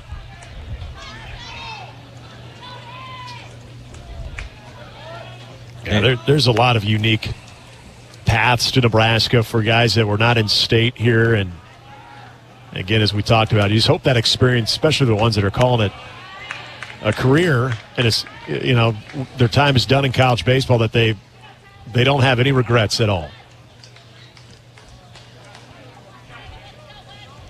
Tyler Stone's had some big swings in his 2-year Husker career. The 2-0, thunderous cut, and you wonder if the wrist is okay after a swing like that. Talked to him before the game, said he's feeling great, not feeling much pain. He's got it obviously taped up. Well, remember the clutch hit after clutch hit he had in that Oregon State series, too. Mm-hmm. This one's down low, 3-1. And there's been so many references to the California, the LA trip here as of late. He was the one guy that was driving the baseball to all parts of the field. He was really the only guy. Yep. This one is hit a mile high on the infield, right near the pitcher's mound. Willits and Willis both calling for it.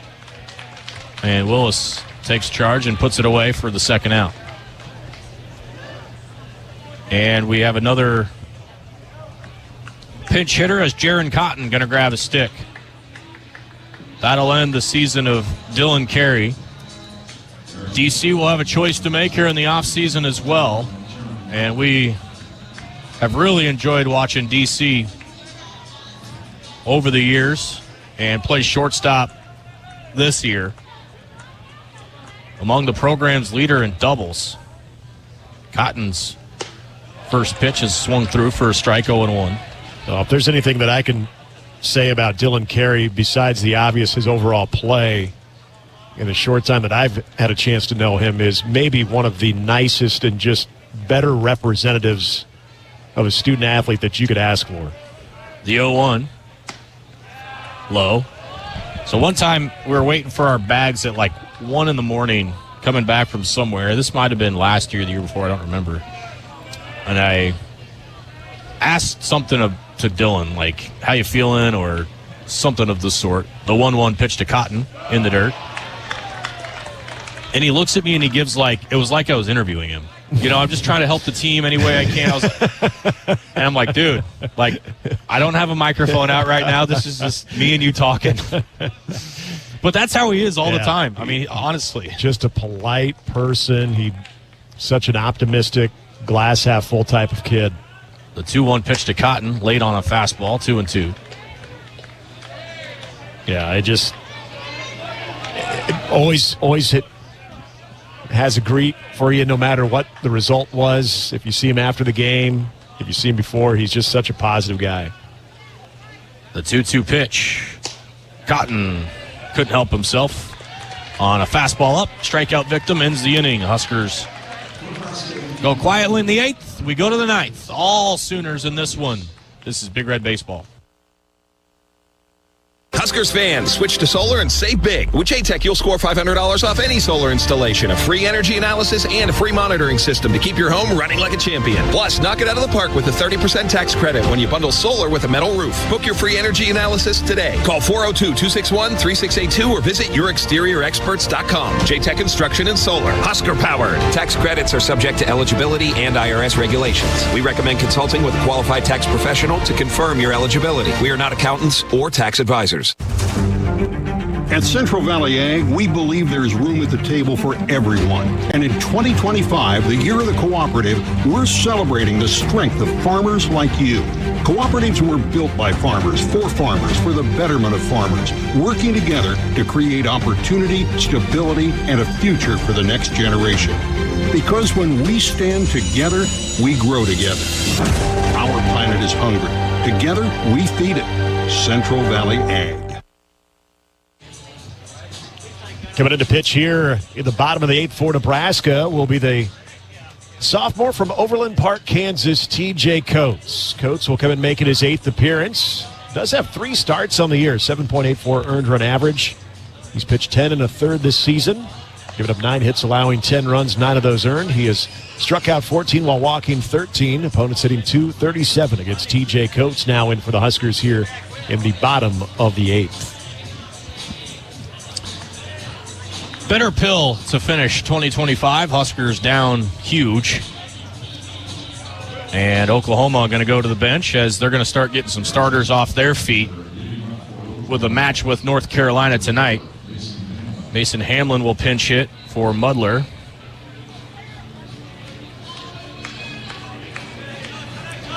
So T.J. Coates going to try and throw the top of the 9th here. The first pitch. Called strike, 0-1 at 94.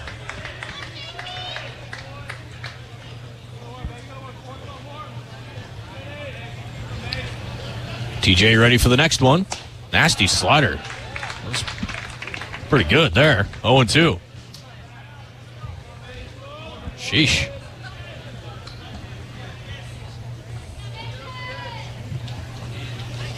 The 0-2.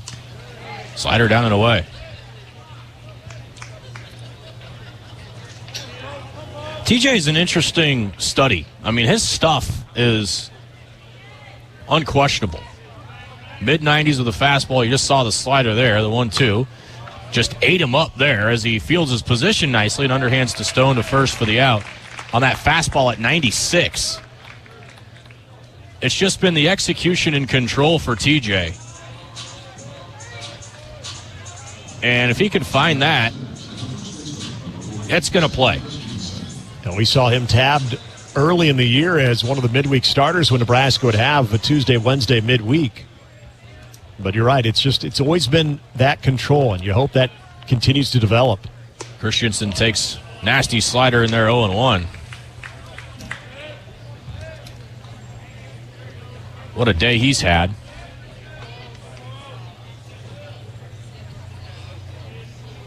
Next one home. Outside.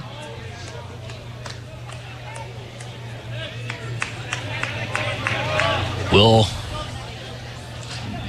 await the decisions on some of the roster and then turn the page to next year as this one catches a piece of the corner. 1-2, and what's, as you mentioned earlier, sure to be likely another tough schedule. You already had one of the destinations announced for Nebraska next year, the 1-2. Fastball up, did he go? They say no. Another mid-90s fastball from Coates.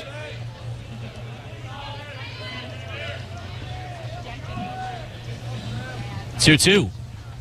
So we're going to miss. Goodness gracious. TJ Coates. He's pumping it up there. He's not really leaving anything to chance here in the 9th. It's pretty electric stuff we're seeing right now. I think Oklahoma's content with this game ending after this inning. I don't know if they want to see much more of TJ Coates. Here's Kyle Branch. First one.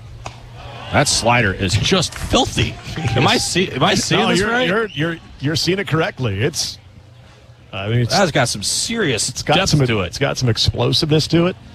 Late run. The 0-1. Heater at 96, and he just has no chance right now. He's changing eye level like a pro. He's popping off a big-time slider. Hit 96 now multiple times. Yeah, boy, TJ Coates. See if he could finish it. This would be a statement to end the year. Pitch, bounce in front of the plate. That ball bounced 3 feet in front of the plate, and Branch had jelly legs. Yep. Like, that goes to show you the first 2 pitches of the at-bat. See if he can finish it off here.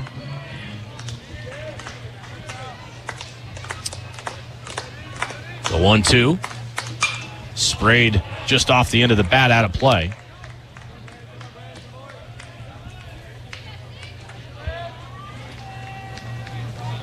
Now, there's some arms, young arms that we've had a chance to see in various roles this year that will go back in the lab with Rob Childers as well. Always look forward to seeing what comes out of that. 1-2, hit in the air to center. Silva backing up a few steps. He's there to squeeze it. A 1-2-3. Top of the 9th inning for TJ Coates. So the Huskers will come to bat one more time here in 2025 in the bottom of the 9th. All Sooners in this one on the Huskers Radio Network.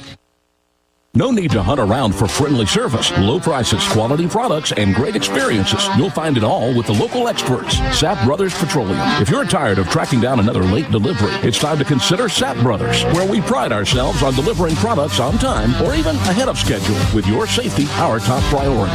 Switching is easy. Just shoot us an email or give us a call. And right now, when you contact Sapp Brothers for any of your fuel, propane, or lubricant needs, you'll be entered to win a guided pheasant hunt next fall. Visit sappbros.net/Huskers.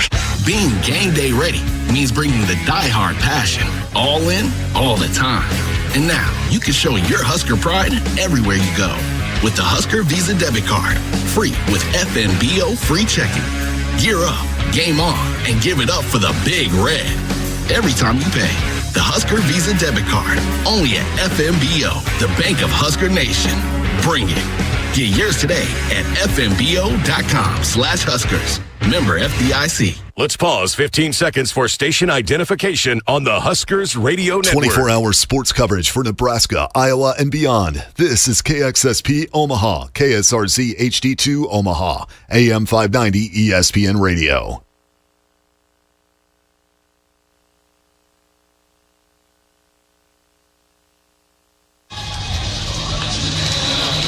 Nick Hanley, Ben McLaughlin with you back here at Boshemer Stadium here as we've reached the top of the 9th. It's been all Sooners leading 17-1. Huskers getting their final at-bats here this 2025 season, a season to remember for sure. A season that got them back in the winner's circle, the Big Ten tournament. Cale Frost will lead things off here in the top of the 9th for the Big Red.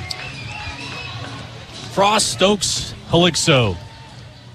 Last cracks here in the 2025 season. First pitch of the inning. Frost one around on a check swing, 0-1. Cale, 7 home runs to finish his college career. The 0-1. High, 1 ball, 1 strike.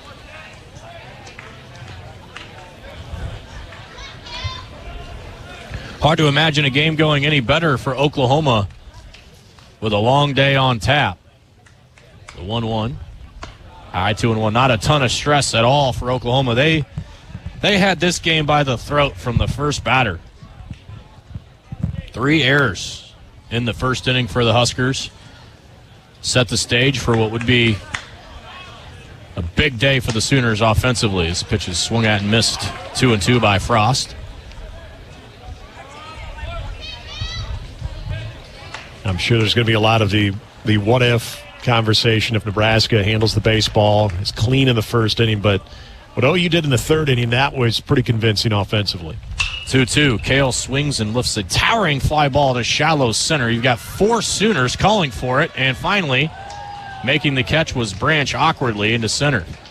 They had the shift put on, and basically everybody but the first baseman and the catcher and the pitcher had a chance to catch that, and almost nobody did. That was pretty wild.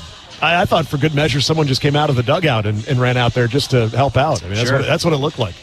There was just several dark gray uniforms out there converging on a Pretty simple pop fly there. Rhett Stokes, the hitter now.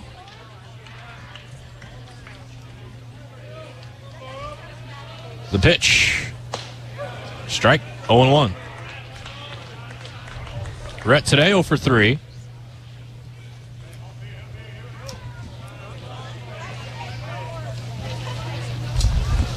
The 0-1.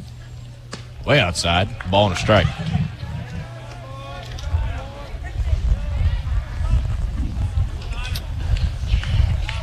Stokes 17 hits here in his senior year. The 1-1. Half-hearted swing. Didn't mean to do it, but now he's down on the count 1-2.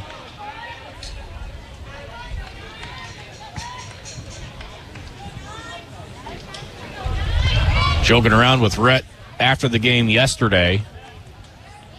The 1-2 pitch. Fouled back. He's talking about his defensive play at third. And his response was, so what? I finally got my first extra base hit of the year. It was a double that he yanked down the line. He was a doubles machine last year for Nebraska. Yeah, between he and Riley Silva, the fact that their extra base hits came so late in the season, a bit of a shocker. 1-2 misses, 2-2.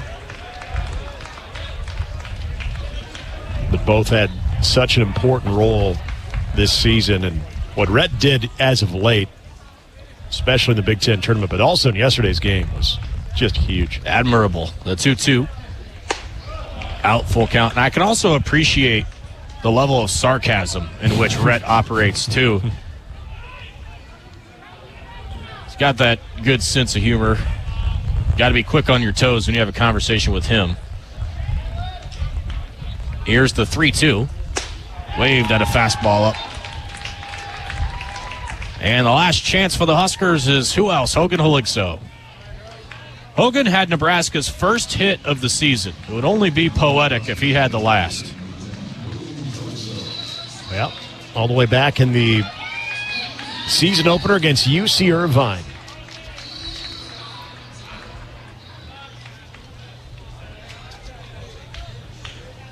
First pitch to Haligso. Hogan takes outside, ball 1.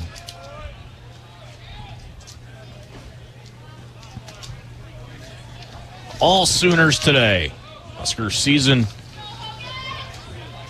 coming to an end in Chapel Hill. This pitch is sprayed off to the right and out of play.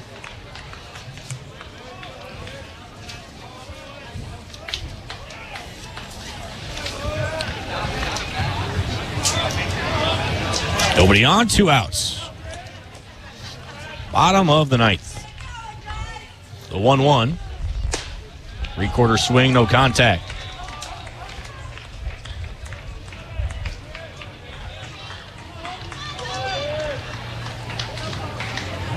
Haligso stands back in. The 1-2 pitch on its way. Outside, 2-2.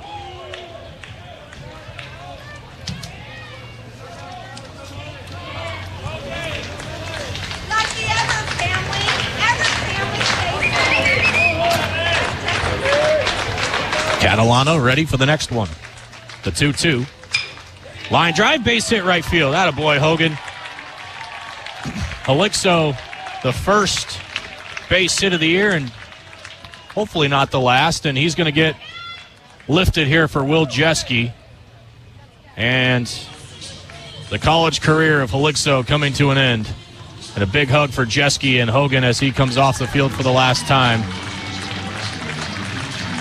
You see his dad up with his phone out, getting a picture of Hogan coming off the field for the last time in his college career. Glad he was a Husker, and I know he is too. Yeah, just, again, what he did all season and handling the pitching staff, dealing with the injury, fighting through it, have the postseason impact that he had. Definitely worthy of a hat tip. First pitch to Silva, called strike.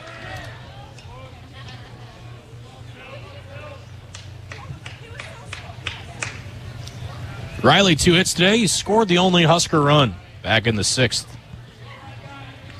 The 0-1 pitch. Waved and missed. 0-2. And the Huskers down to their last strike. Just not their day today in North Carolina.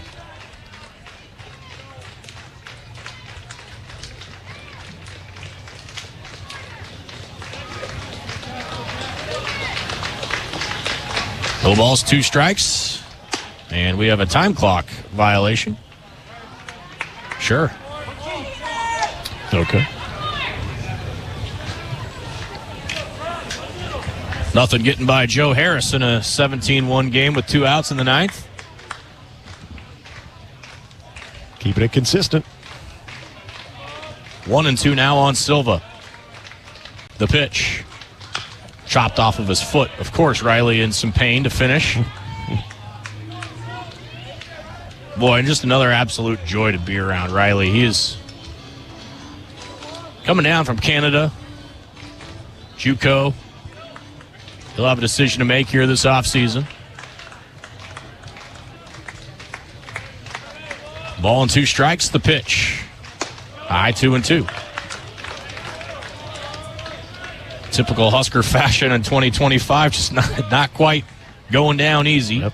2-out single, and Silva fighting off a couple of 2-strike pitches here. The 2-2. Ground ball foul into the Sooner dugout. Well, and I know that element sounds very cliche in all of sports, but without that gene, that never quit, never die attitude, this baseball team would not be here. And they showed that and some this season. Here's the 2-2. Yanked into the Sooner dugout off the railing, and it bounces over to the first baseman. Riley still fighting up there.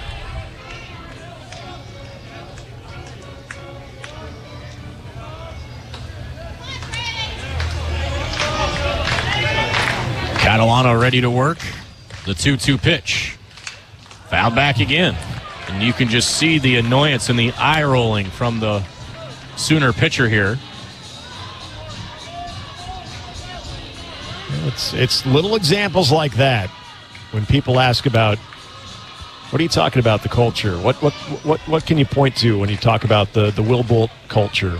Little things like that. Still 2-2 on Silva. The pitch. Strike 3 called. Catalano finally puts an end to the at-bat to Silva and an end on the Husker 2025 season as Oklahoma moves on to the regional final. We're back to wrap it up. This is Big Red Baseball. John Henry's has a brand new membership club to protect your entire home in one program. With a VIP and a deluxe option, we will help you find the plan that best fits your needs. Receive discounts on services and equipment, priority service, complimentary inspections, and so much more. Protect your home's plumbing, heating, cooling, and electrical systems all in one membership. Call John Henry's to learn more. 435-5555. John Henry's Plumbing, Heating and Air. And electrical. Pillar Restaurant Group is Lincoln's home for celebration. With a hand-cut steak and seasonal cocktails for your anniversary at Venue Restaurant and Lounge, a pitcher of mimosas and brunch favorites for your birthday at Piedmont Bistro, a 16-inch sub and freshly made cookie after your kids win the big game at Good Sense Deli Fresh Subs, or for your wedding in a luxurious downtown ballroom with Venue Catering and Events. Drink, dine, gather with Pillar Restaurant Group. Learn more and order a gift card for your next celebration at prgnebraska.com. That's prgnebraska.com. You expect your home to protect everything you love, but you don't expect that water is the reason parts of your concrete have gotten so uneven. Walkway tripping hazards, sinking pool deck, cracked driveways are dangerous threats to everyone's safety.